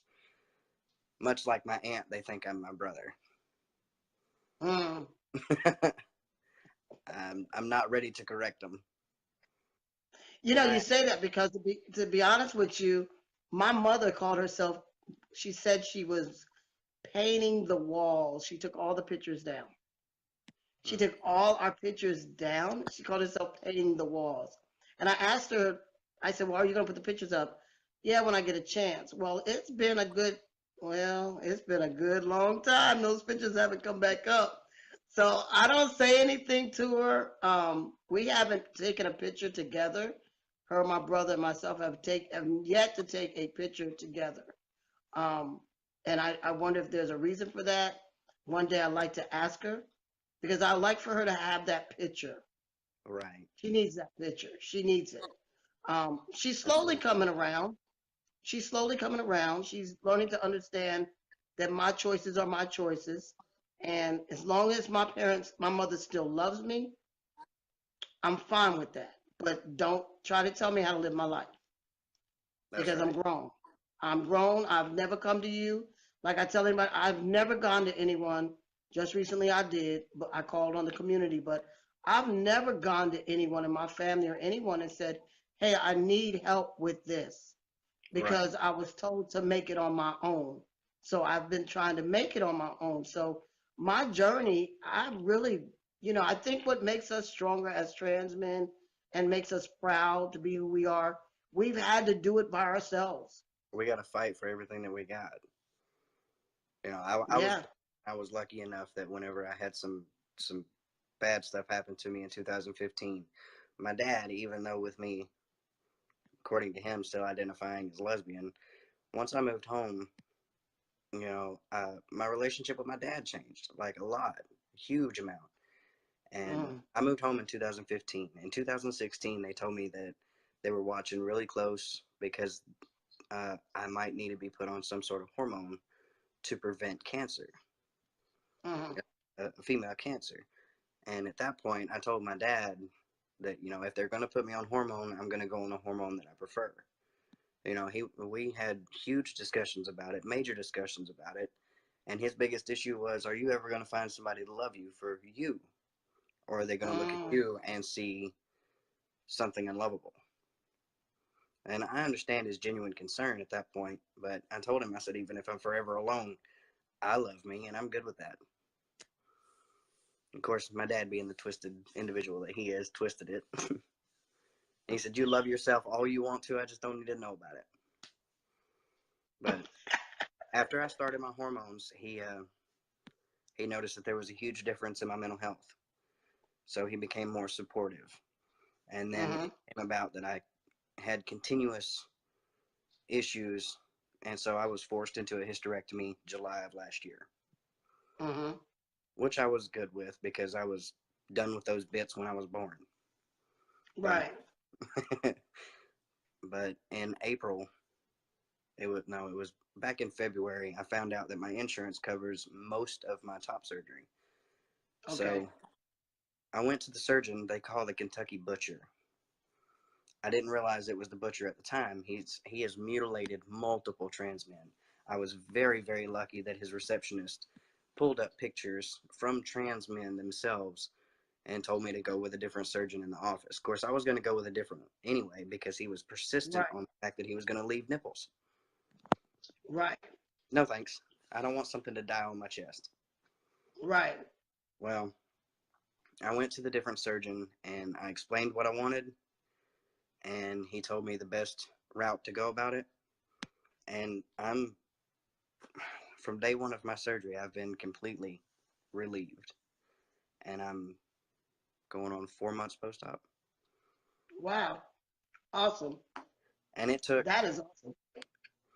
it was, if it hadn't been for one of my best friends, I still would have had to wait through the summer. I'm very grateful for her. I let her know that, it would give me the chance to swim shirtless and not have to worry Right. about people asking or people inquiring to small children that I have with me all the time. Right. Why does your dad wear a shirt? That's just not something a Right. small kid should go through. So she took out of pocket $2,000 and loaned me $2,000 for me to be able to have my surgery before the summer. That's a So blessing. yes, it was. That's a blessing. She Because knew that. not only do we have to go through it, all this mess, being ostracized, it's those around us sometimes that have to go through it. Right. Even our own family goes through it with outsiders that talk to them. My brother's made it clear that some people have made comment to him. My father and his and somebody he loved dearly and worked with for a long time, um, and known for a long time, this person made a comment about me, and it did my father, and he stopped talking after that. Because when I asked my father, well, how's so, Mr. How's so and so, he said, I don't want to talk about that right now. And I knew right then and there that that person had said something about me, and my dad was really upset about it. So I think our own family, as we're transitioning and going through it, they're going through it on another end, but they're not Oh, going to discuss it to us. They're just going to act out on it. And I tell people, you're going through it, your family's going through it, and the only way you guys can get through it together is you got to try to get through it together. And it's that's going right. to be hard because you're going to fight each other. But I took time away from family. I moved away. I was at a point where I had to move away because it was not working for me and it wasn't working for family. So that time alone allowed my mother to realize I didn't want to be in an area where there are people that knew me when I was born, you know. Right. And I was born in this state, but I was raised in another state.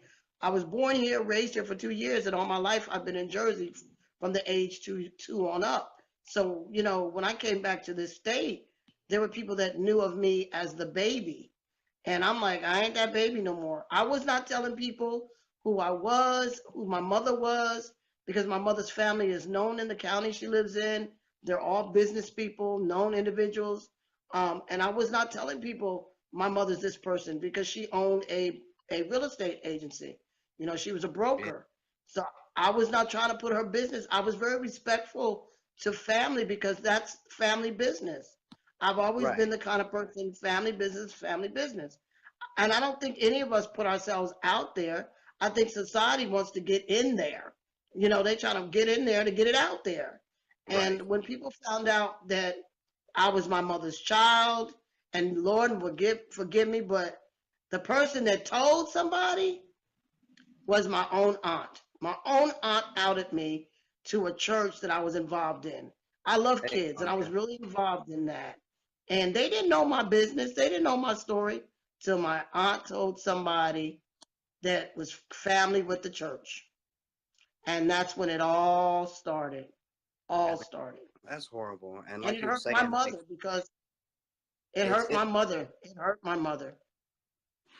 it's not just you or I as trans people that go through the transition. It's us Right. too. So as we're transitioning physically, mentally, our families are having to transition mentally also. Like my aunt Monica just jumped on, and Hey, so Aunt Monica.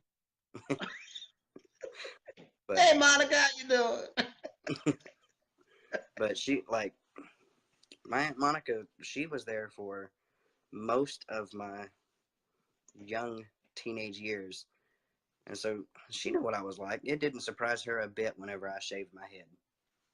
It didn't. Most people that knew me outside of my dad's house expected it.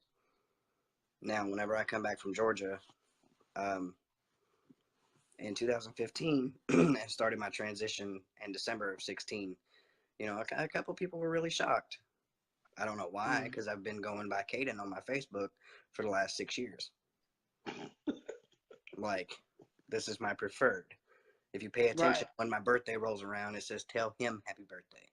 But, a subtle transition for some of the family, but abrupt for others. Right. So, it's hard to understand why so many families reject their kids or reject their family member, but are okay with another part of the LGBT. Like you said earlier, if you go to a family reunion, you see all love being shown to the gay or the lesbian cousin, but you're standing right there. Like, what's the difference? We fall under the same umbrella. Right. You're not going to get a disease. I'm not going to rub off on you. If you're a female cousin, you're definitely not going to become a woman. That's your choice. I can't rub off. I'm not rubbing my manness off on you. I like me. I'm not giving you a piece of me. And see, that's the way it was whenever I identified as lesbian. Like, somebody would give me crap or slack about it, and I would touch them and be like, oh, you're gay now, because that's how it works, right? Right. That's supposed to work like that. I think so. Well, I mean, pregnancy runs in the waters. Drink the water, you might get pregnant. There you go. That's right. It's just amazing what we go through as trans men. Now, can I ask, how old are you now? Oh, I'm 28. I'll be 29 in December. I'm getting old. I'm pushing 30. Oh, you so old. Now 56. Keep talking junk. You don't look 56. My bad. Look at me turning red. Man, I woke up this morning, I was feeling 56. I'm just going to let y'all know that today. I woke up feeling 56 today. Well, see, I've got fibromyalgia, so I wake up every day feeling like I'm like 87, 88, somewhere up in there. My bones, my body don't want to work with me. Mm-hmm. Did that affect you? Did the testosterone affect you a lot with that? Actually, it slowed down my process. Most people with fibromyalgia are female-bodied. Right. Or AFAB, assigned female. Right. There's a very small, I think it's like 13% of people or patients that are fibromyalgia are biologically male. So right before I started my testosterone, I started having really bad effects of the fibromyalgia. I started my hormones and didn't feel an effect of my fibromyalgia for almost 3 months. Then I had my hysterectomy. Wow. After I had my hysterectomy, my fibromyalgia got worse again. But it's calmed down a lot. It's nowhere near what it was, but it still exists. As far as a lot of trans guys, whenever they take their shot, they can feel a difference towards the end of the week or closer time to the next shot, whether it be bi-weekly, weekly, or whatever. Mine is a little bit worse. So my doctor has changed my prescription to where I inject subcutaneously twice a week.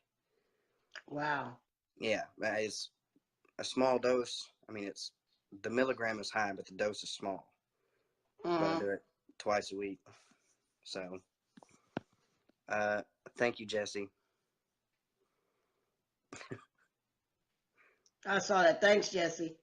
Yeah, that's the one thing with me is that my dosage is really high, and everybody's asking me, how is that? Well, because we also found out during this time of finding out on me being trans, I was intersex and I carried more chromosomes, and because I eat healthy, I'm what they call a pure body individual. I don't do a lot of, I used to back in my day, but when I started my transition, I wasn't drinking, I wasn't doing a lot of stuff. So my doctor just gave me a dosage that was crazy high. I was doing 2 cc's every 2 weeks. Well, see, I do 0.5 twice a week, and But 2 cc's is big. It's big, yeah, man. It's a lot. yeah, I And then was, they took me down to doing a 1 cc biweekly. And now my dosage is every 2 to 3 weeks, depending on how I feel, I could do my 2 cc's again. So it depends on the individual's dosage. And that's why I like everybody to know that not all of us will be on the same dosage, depending on what your numbers are showing when you get checked, because you have to be regularly checked by your doctor on your stats and stuff, because they right. got to check your liver, your sugar, and all that. And because mine is always leveled and just right, um, actually, I do 2 cc's every 2 to 3 weeks. Now, when it's time for me to have a hormone shot, I get very aroused. I'm horny as a puppy dog. Well, see, most guys endure that after their shot, not just before. No, I get that. It's like, okay, it's time for a shot. It's like, okay, let's do this. After a shot, I'm like, yeah, okay, whatever. I could have sex and be good, but before, I'm like, it's time for a shot. Okay, I know what time it is. It's the Right. weirdest thing. I'm the reverse. It's like, what? Wait a minute. And see, that's how my fibromyalgia affects me, because if it's close to time for my shot, then I hurt way more than I normally do. Uh-huh. And I was on 1 cc of 200 milligrams every 5 days. Shit. That's what he had. Like, I was on high dose, and then I had some blood pressure issues, or what they thought was blood pressure issues, and turns out that my testosterone level, instead of being between 750 and 800 like it's supposed to be for a man my age, it was over 2,000. So this is why he switched me to subcutaneous and Wow. zero point 0.5 twice a week. So explain subcutaneous, because see, I'm doing muscular, and then somebody else told me I might want to do subcutaneous. Can you explain that? Do we have to change the medicine that we're taking, or Nope. it's just that it's in the stump belly area? The How does difference that work? the difference is the way your body absorbs it. So to be like, if you were to switch, they would want to monitor quicker, more than normal, because I know, well, my endocrinologist was having me monitor blood work once a month. When he switched me to sub Q, he's got it to once a week, because whenever you do subcutaneous, your body can either absorb it too quick or it can absorb it too slow. And if it absorbs too slow, then you get a higher dose. So if you're doing sub shots, is that in your belly area? Is that how you're Yeah, doing that?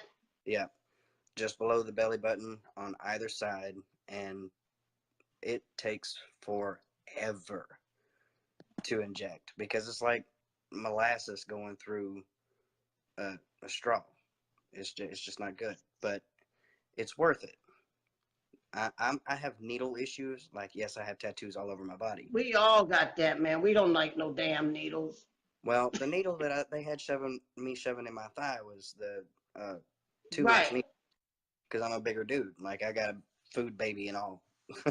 right. But um, after he realized that my anxiety was too high and I was missing doses, he asked me if I wanted to try subcutaneous, which little bitty nothing needles, and it's worked. And my levels have stayed more level. I haven't had to fight with myself to take my shot like most people, and I'm on the exact Right. same type of testosterone that I was. It's just a different needle and a different placement. Okay, cool. See, we learning something today. See, I was on androgel as well. I did androgel. That's what you rub on your body and all that kind of good stuff. Yeah, And they did that because they're like, we got to take you down some on your T levels, because your T levels are great, but you got too much oil in your body. So they start putting me on now see, nobody does this, but this is what my doctor did. They put me on the gel for 6 months, and then they call it hot shotting.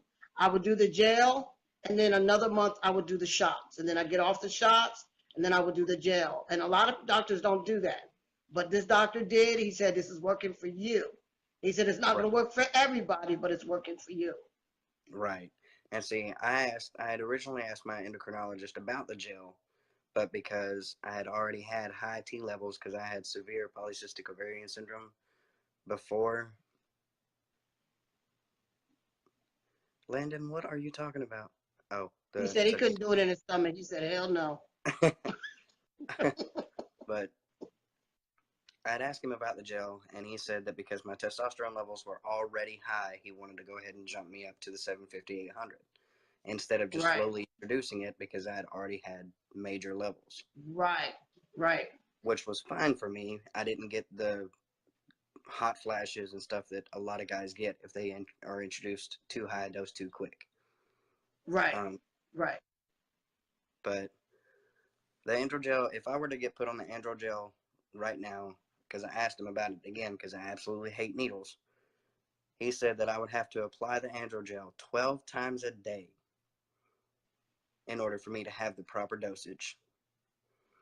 Yeah, that was my Never reaction. mind that. Right. Never mind that. Especially with there being two small children. Like, that's not a risk I want to take. Yeah, because once it's on your skin, it can rub off on someone else. Right. And then their kids, next thing you know, your kids are growing hair and stuff, and you try to figure out why they got a facial hair all of a sudden. Both of them are both of them are little girls, so unfortunately they Oh would my develop God. little. That be develop little boy attitudes. You'd be like, what is going on with you? Talking about they want, you'd be like, what is going on? They got a beard and mustache the next day, and then, you know, I'm only kidding. It won't be the next day, but I'm just saying Oh it yeah, I can understand. affect them. And yeah, Landon's comment, he did. He asked me thousands of times, was he doing it right? Was he hitting the right spot? And I actually sent him a couple videos of different times of me taking my shot when it was still intramuscular, because I noticed Right. in one of his shots videos that he wasn't aspirating. And that's a topic that a lot of trans guys miss out on. Doctors don't inform them. But if you don't aspirate, you run the risk of hitting a vein. And if you do that, you can cause a heart attack. And Right. so Right. watching Landon do his shots and him not aspirate, I about had a heart attack myself, worrying.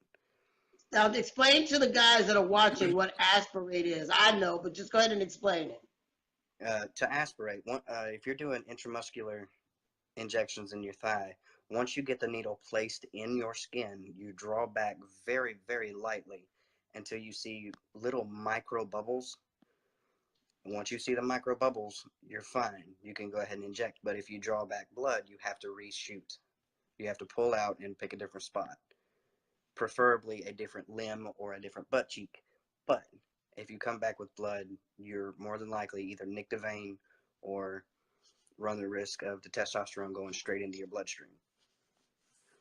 Here's the thing with that, and I'm going to say this. Usually, if you do that without aspirating and you go straight into the vein, baby, you'll know you're in that vein. Oh yeah, it burns. It burns. You know it. You can feel it. You'll feel it. That's why I picked a certain part of my body. Mr. Medical Student here. I said, okay, that's where that's going. I do it on my shoulders. My shoulders are best for me because I don't Yeah, have that problem. So I do them in my shoulders. I do them in my thigh, in a certain part of my thigh, because your muscles are certain, your veins run a certain way. And if you know right. that body well enough, you can avoid those veins. But if you don't know, don't do it. So I always say here, your back half, whatever, but I do on my shoulders. I don't have a problem with my shoulders. So, you Right. know, And there's not a lot of guys that inject in their shoulders because they get sore and tender, and it's just a nuisance around shot day.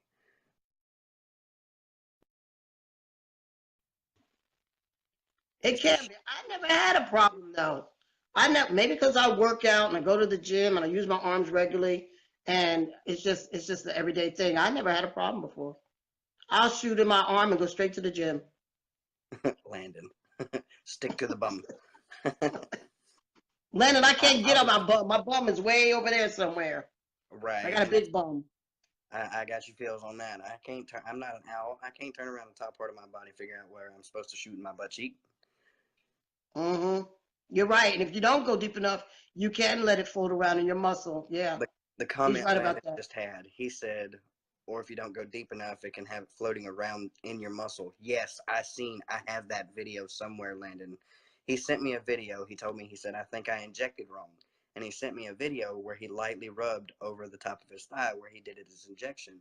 And it literally sounded like a slushy in a water bottle. Yeah. Yeah. Brag on that booty.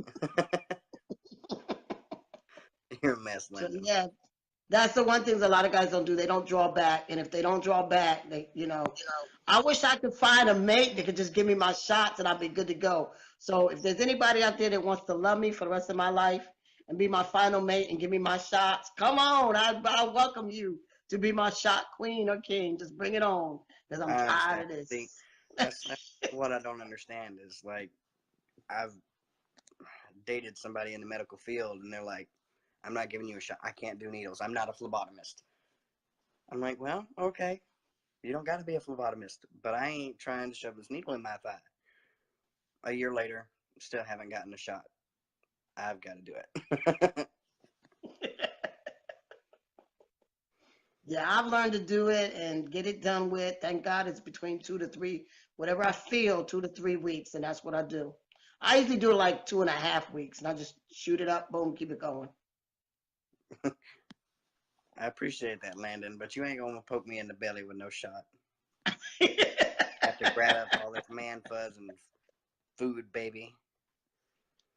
So let me ask you a question, Kaden. When you realize let me get it out. The story I want to ask you is you. How did you realize that you were different?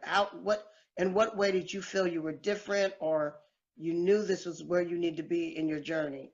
Because you are a Well, lot younger than I am, so the revelation is always easier for the younger ones. Because in my day, I didn't know. I was dating everybody and thought it was a sexual problem.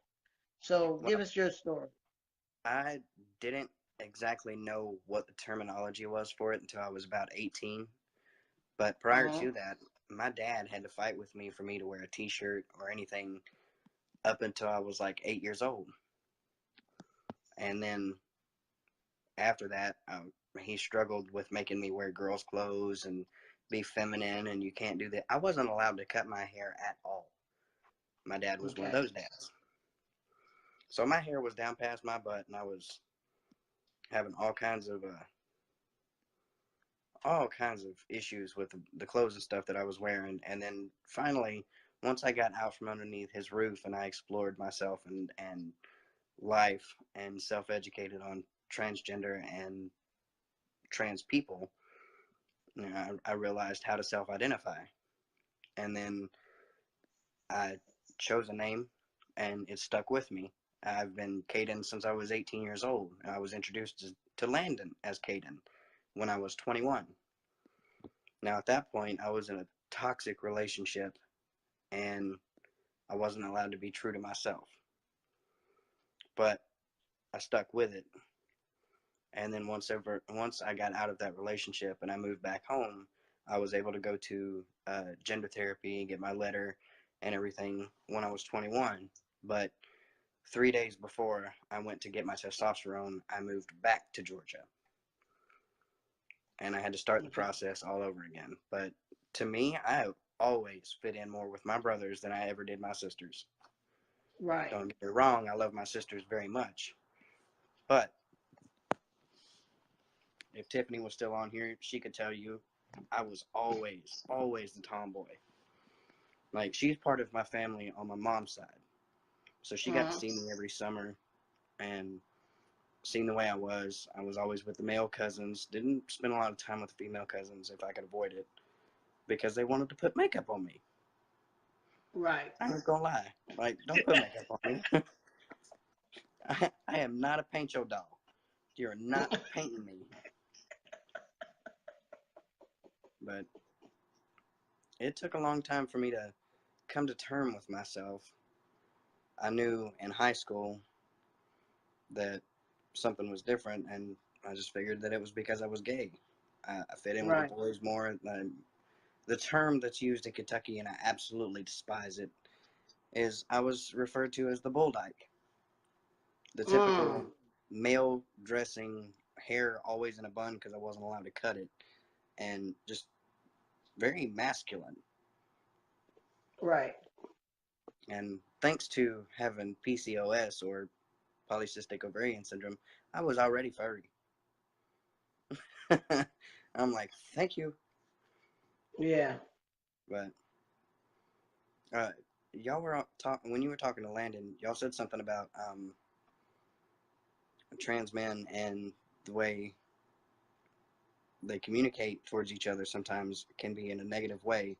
Body Mhm. positivity is a big thing, but whenever somebody's being body positive, like you'll see on Landon's page, he'll share pictures of uh, where he's shirtless and he's proud. Me, I'm like, you go, you skinny little model.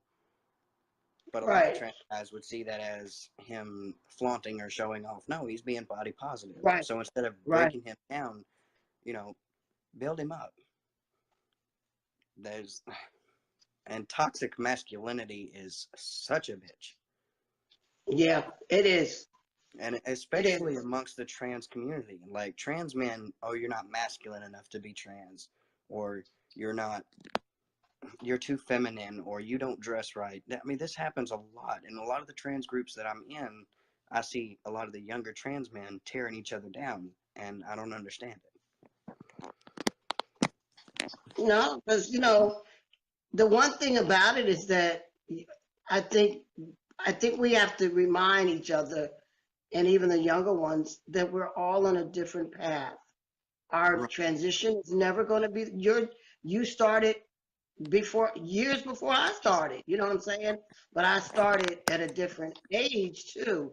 All our journeys are going to be different, and we're going to Right. learn from each other's journeys. I think we have to remind each other it's not it's not your journey's not mine and mine is not yours. And what makes you the man that makes you the man is your journey. And what made me the man I am the man today is my journey. So we have to remind them, and sometimes we have to pull coattails because we are older and say, look, remember, that's not your journey. That's where he is. That's where he is Right. right now. Yeah. Just See, like some trans men feel that if this, and this goes even in the trans women community, if you've had bottom surgery, oh, you're the all man, you're a complete man and everything. But not many of us can afford the surgeries. Not many of us are ready for those surgeries. So, and some um, of us just flat out don't want that surgery. Like, there's some trans men that would completely opt out of having bottom surgery other than a hysterectomy.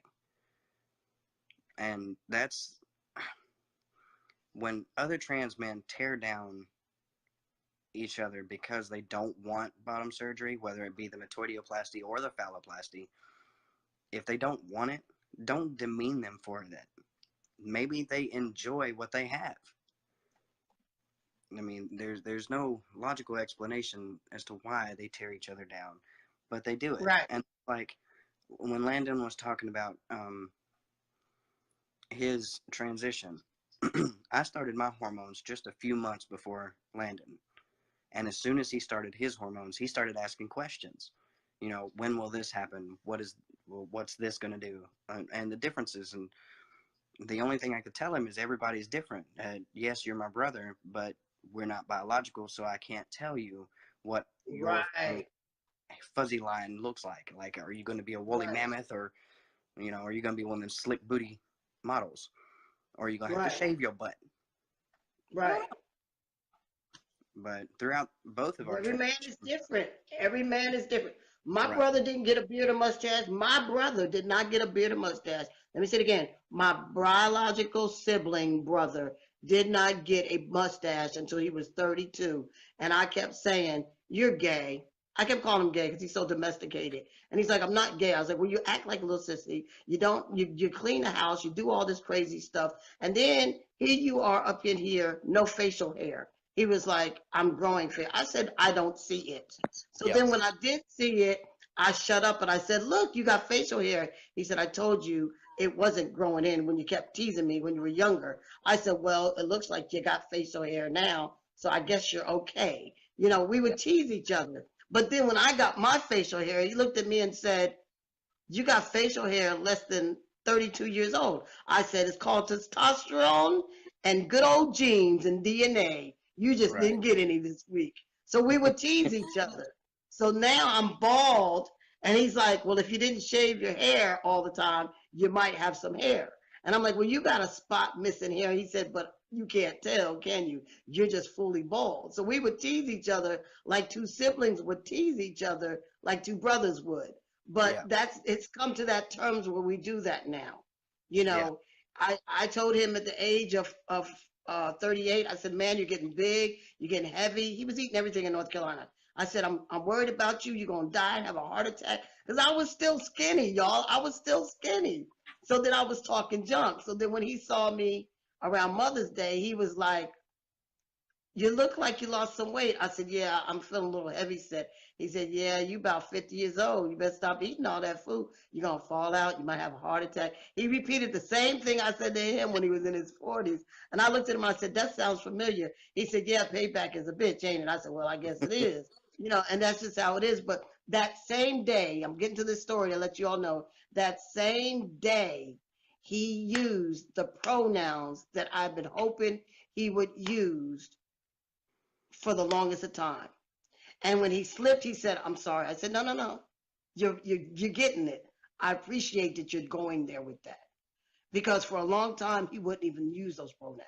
Right. And So for see, him to do that, and he did it in front of my mother on Mother's Day, that to me said more than anything. Because I knew then this too shall pass. We're gonna be all right. It may have taken,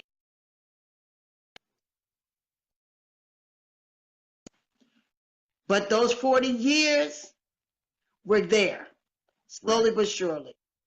And see, like, But I have a question to ask because somebody had a question to ask about this, and it was okay, Miss Kim asked this question. I love her dearly. She's had surgery, so I'm sending her positive energy. She wanted to know what our thoughts was on trans men who are over 50 and HIV positive. what about them? They're human. Well, there goes that answer. I feel like this. I feel like this. They I'm over 50 and I'm not HIV positive, but I do emphasize safe sex. I Right. do emphasize a lot of trans men today to start practicing proactive protective ways to protect themselves and preventive ways. I'm on preventive pill for HIV because I am active, because I am poly and I am also pansexual, like you know Landon said he's pansexual. So for my wellness, I have to take care of me because I'm Right. always going to be responsible for my safety and my well-being. No one can do that for me. So if there's a trans man that's over 50 and HIV positive, he needs to be fair with the people that he's dealing with sexually and always practice safe sex at all times.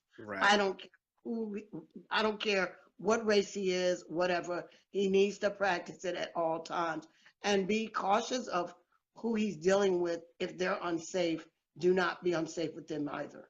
Right. If you're aware that you have HIV or AIDS and you're not protecting yourself or you're not protecting your partner, then that's not only just an extremely irresponsible thing to do, but even before you engage in any safe sex, your partner should know that you've got something. It Right, doesn't matter if it's AIDS, HIV, but if it's any STD, like, right, be responsible and be informative. That way they can make the sound decision on whether or not they want to take that risk. Yes, there are right, ways to be safe and not pass anything along, but some people just don't want to take that risk because condoms break, gloves break, dental right, don't always work. You know, I mean, right, there's just a slew of different issues that could arise. And if you're not open and honest, then that falls on you if they do end up contracting something. right. And I think that trans men that are 50 that may be HIV positive are fit. You know, it doesn't matter what age we are as individuals when it comes to sexual activity. We have to all be careful with what we're doing and who we're doing it with. And if Right. someone says, and I'm going to give you all a prime example because I'm a trans man and I can get all the STDs in the world and have all the symptoms. And if I'm interactive with a trans woman or a man, a cisgendered man, they may not get the symptoms, but I get all the damn symptoms. I just not too long ago in February, I'll admit it, I got burned with chlamydia because someone who told me they were clean and I trusted them because we were interacting to be, I don't know what we were doing, but we were interacting to be serious. And that individual said that they were clean. And so we didn't have unsafe penetration. We didn't have intercourse. I'll call it intercourse. We didn't have intercourse that was unsafe. But what it was is I ended up getting chlamydia. And my doctor explained to me how you can, the ways that you can get chlamydia. And I was like, well, there's no way I could have got chlamydia because we did it. She's like, you could have got it just by being on their hand or something like that. It's a bacterial. I said, oh, now you explain it. Now I understand.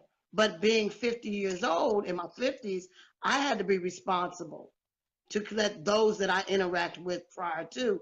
I don't know if you gave it to me or Santa Claus gave it to me or the Rudolph gave it to me or Peter Pan gave it to me, but one of y'all need to go get checked right now because I just got my little blue pills in my system. They were little red pills, and I don't have my pills, and we ain't having nothing until y'all get checked. Now, yes, I still get called by certain individuals, and I tell them, have you had your testing done?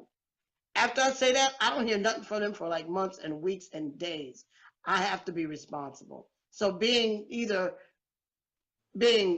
HIV positive or non-HIV positive, we have to be responsible as bodies, human beings, our bodies. And as trans men, we first have to be responsible of our safety at always, our well-being secondary as well. Because guess what? No one else can do that for us. And being who we are, when we were female body, we were cautious then. We need to still be cautious now. We can be man whores, but be cautious of what you're doing while you're doing it. And be protective and proactive towards your safety at the same token. Right. And you couldn't have said it any better. There's just Because I think some trans men think that because they deal with women, they're not going to get HIV. Hello, you can no. get right, right, No, boo right, boo. right. You can get almost anything you want if you want to be uh, unsafe. Don't go and try it if you want to, because there are a lot of us out there that are interacting with men or trans men that deal with men or trans women. So we have to be cautious. Just like me and Landon said, testosterone makes you like a jackrabbit. You're gonna be out there doing stuff you ain't never known you're gonna do, and you never thought you were gonna do it, and you done did it, and you wake up and you say, "Oh my God, I really did that." Yeah, you Well, did. So we luckily, gotta be. luckily for me, like I haven't endured that portion of it, and I'm almost 2 years. So not a Well, lot you changed for me sexuality wise. That never really changed. And I know way too many of my family members are getting way too much information on me, but that's okay. But at least they're learning. At least they're right. learning. Oh, This might you're right. this might help them. This might Right. help them with some questions they had. And I'm glad they're here because maybe this is where they can learn things that they've never learned before. And I know Right. I may have family members on here that may watch it later, but this is for us to share the truth and dissolve the myths because people really don't know much about trans men. They hear so much about trans women and put us under the same category when we're not under that category at all. We're a whole different entity of the word transgender. Right. And you were talking on safety. All right. Right. Before I transitioned, I didn't feel safe ever Mm-hmm. because I presented as male, even though I wasn't in my transition. I presented as male and went by male name and male pronouns. So public restrooms were a major issue for me. Mm. Well, after I started my transition and my physical features started to change very rapidly, and I still had a chest and not one that I could conceal very well. Um, the dangers of public restrooms in my area was ridiculous. Right. Until I had my surgery back in April, if I could avoid it, I wasn't going in a public restroom because my chest gave me away. And I couldn't go in the female restroom because I'd be chased out. Right. So and here in Kentucky, they don't have the family Same restrooms. They gender. don't do Yeah. that. It's just unheard of. And so I'm in the hometown in which I was born and raised. Mm. So this has caused a lot of turmoil with my transition because people that knew me from high school can peg me for who I used to be. And Right. there's a few of them that won't dead name me, but there are some that will. I'm like, oh, I'm like, yes, but this is what I go by. Right. And it's really rough being in the hometown Mm-hmm. transition. And then there's not only the aspect of the public restroom safety in general, but if you've got, say you go into Walmart, because it's a very common place. You go into Walmart and you're passing, I hate that term more than anything in this world, but if you're passing and you go into the men's room, but whenever you exit, you run into a family member or somebody that knew you pre-transition, you run into another issue. Luckily for me, that only happened twice. But they didn't call me out on it. They just had seen that I had different features and I had started my transition, and they just left it alone. And But you they know why? But you know why? This is why. Because you went in there comfortable as can be with Kayden. And you were comfortable as can be with no conflict with yourself and didn't care if anybody else, because nobody else, when people know when you're comfortable with yourself, people are comfortable with you. So when you went into that bathroom, you was good to go. When you right, came out, you were very, very self-confident still, because you done did your thing in there and you was still Kayden. And when they right, saw you, what they gonna say? Now, had you gone in there looking shady and oh, I'm jittery and scared, I right. promise you, it would have been an issue.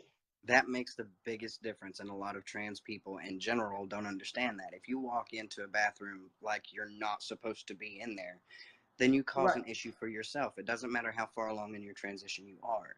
You could be cis passing, and I hate that term, I'll say it every time, but you could be cis passing and go into a bathroom, and your confidence or the way that you present yourself going in or coming out can be a dead tag, can be Right. a dead giveaway, and can cause you safety issues. So if you're not confident in going to whatever restroom you identify as, then I suggest you wait. And that's not always easy to do sometimes, but sometimes it's got to be done. And as to what you said about what did they say when I came out, they didn't tag me for it, but they very rudely and abruptly asked me had I had surgery.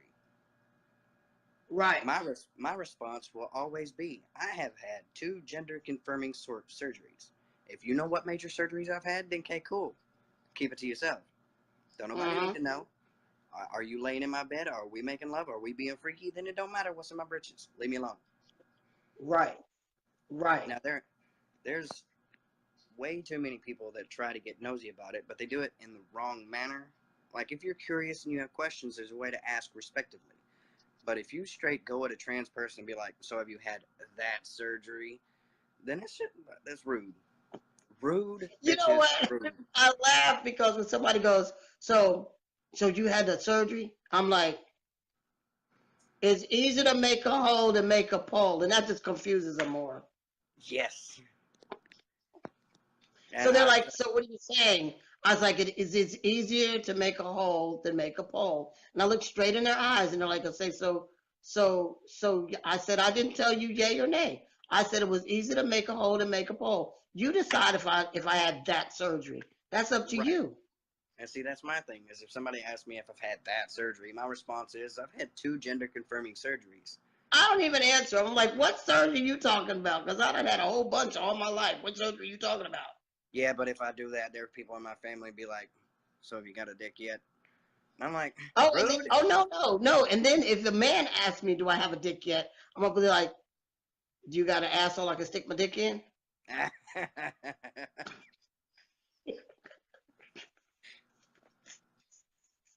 That's the I best. mean, you got a hole for my dick? That's all I'm Right, asking. I right. mean, I got a hole. You got a hole. and look, and if a woman goes, so do you have a dick? No, well, so you have a dick, so how big, you have a dick? Do you still have your vagina? I'm just asking. Right, I mean, I want to know what you got. right. And it trips people out when a trans person is approached with a situation like that. Be like, "Oh, have you had the surgery? I'm like, oh, I'm sorry. Do I look like Amazon? Right, right, right. So people that are watching, if you're says, please don't be asking about downstairs. Don't ask the girls. Don't ask the guys. That's unless I'm going to be in bed with you sexually, and we're going to be rolling and polling. Then yeah, you can have that answer. But otherwise, we won't discuss that. Landon's response, yeah, I got a bigger one that can satisfy more than yours can. Now, see, here's my favorite response if it's somebody that knows I haven't had the surgery, but they're just trying to and be invasive. I'm Right, like, right. look, my significant other can pick shape, size, color, vibration, duration. It don't matter. And if I get tired, I can stick it to a wall, and she can have fun, have her way. Leave me alone. I ain't got to have a surgery to be able to satisfy somebody. Right, Size, shape, color, it don't matter. She can pick it. right. Pick something, baby. Pick something. So I appreciate you, Jaden. I really, really do. It's been awesome to have you on. I appreciate Tell it. you and to the families that are watching, thank you for coming on, families. We appreciate you. To everybody that's here, we're gonna keep going until we can't go anymore. If there's anyone that has questions and wants some answers, or just want to discuss trans man issues, or just wants to talk to us about some of the things you've heard about trans men, please still feel free to come through.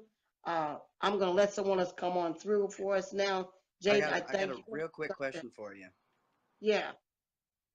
What about the hysterectomy has to be done with a trans man or trans man within 5 years or they develop cancer? Have you heard that one? Well, let's talk about that. I Now, haven't had hysterectomy yet. I'm 56 years old. I've been on testosterone for 40 something, 20 something years. I don't have any cancer. I get checked. And now, all trans men still have to have they had no top surgery. They had no top surgery, the removal of the breast. They still have to have the breast in, what it, the exam. they still have to have the examination. They still Right. got to get the little titty check, smush, hand, that kind of thing Right. done. And Mammogram. even and mammogram, that's it. So I ain't no woman. I don't know about that stuff. So they have to still have to have a mammogram, and you have to still have your pap smear. And if you're a trans man over 50, you need to go and get your shingle shot. Oh, I'm a medical student. Here we go. Shingle shots. You need to get your colonoscopy. I just had one done. I fell asleep. They gave me the pit. Let me tell y'all. I went and had it done, and they knew that they knew I was trans, so I went and had it done. So you don't ever know what they're gonna do when they have, they take you and you go to sleep because you don't know if they might be laughing and giggling about you. You don't know what they're talking about. So I Right. had that done, and they put me to sleep, and I woke up feeling real fresh and renewed. I had a clean colon, and the doctor said I had a clean colon. I was so excited, and he asked me how is it that I said I eat a lot of stuff to clean the system out, and he was happy for me. But um, you do have to have take care of yourself medically. Get those regular checkups. Get those regular checkups. And if you are a trans man, you need to get those regular checkups because you need your pap smear done on a regular basis. I don't have cancer. I don't have any pods, but I do get checked every year for my pap smear until I have a hysterectomy. Until I have a hysterectomy. I That let my top surgery be my priority and the hysterectomy be secondary because on my gender paperwork says male. So what male has a hysterectomy? I got to pay for it. So I got to right. pay for my hysterectomy. But for some of you that haven't had gender marker change, if you can get a hysterectomy now, get it done now because your paperwork hasn't been changed and your insurance will allow you to get it changed.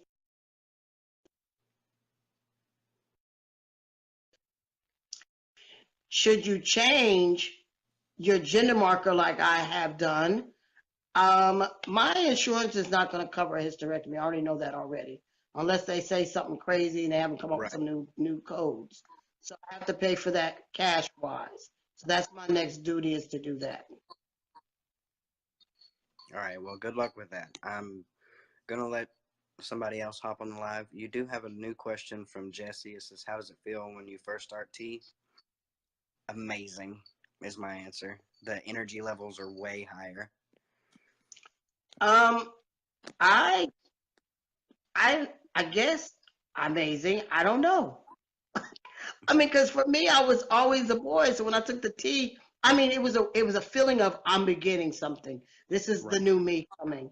I think what it was when the T started doing what it's supposed to do to the body, that's when I was like, hell yeah, run. I was like Peppermint Patty, just woo, yeah, this is groovy. So, I think that's what it was as soon as I started evolving. Because my face does not look the same. And I'm every year I see my face changing. And I'm like, wow, I'm really changing differently every year. Every year, something's different about myself. So the And you T said that you've been on hormones for 20 years? So I started at 28 and I'm 56 now. That'll be 20, what's that, 38? Is that 20? I can't count. 28 years now. Right. So, and you're still seeing changes every day, and see a lot of trans men that are just starting out, or parents of trans men that are just starting out, are looking for super sudden changes, and that's not something that happens. I'm like I said, I'm almost 2 years on T, and this is the best beard I can grow. Well, I'm shaving every day because if you listen closely, you hear I'm shaving every day. You'll see if you go to my pages and anything that you see with my faces, I have different hairstyles on my face every day. It's always something different. I'll do something here, and then I'll do something else like this. I do all kinds of crazy stuff. I have fun with it. I'm like, yeah, okay, let it grow in. Now shave it down and design it differently. And everybody thinks it's sexy, so I just keep going Have you with ever it. seen the movie Joe Dirt? Yeah, I have to tell on my youngest older brother, okay?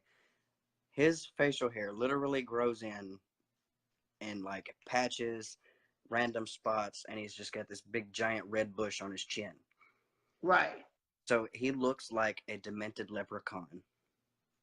Boy, I have all the love in the world for my brother, but he looks like a demented leprechaun. And he started giving me crap whenever I first started growing any sort of facial hair, and it was just down here. Like, as you see, I've let it grow. Right, But at least with mine, even though it's fine, it's still, it's growing in everywhere except right here.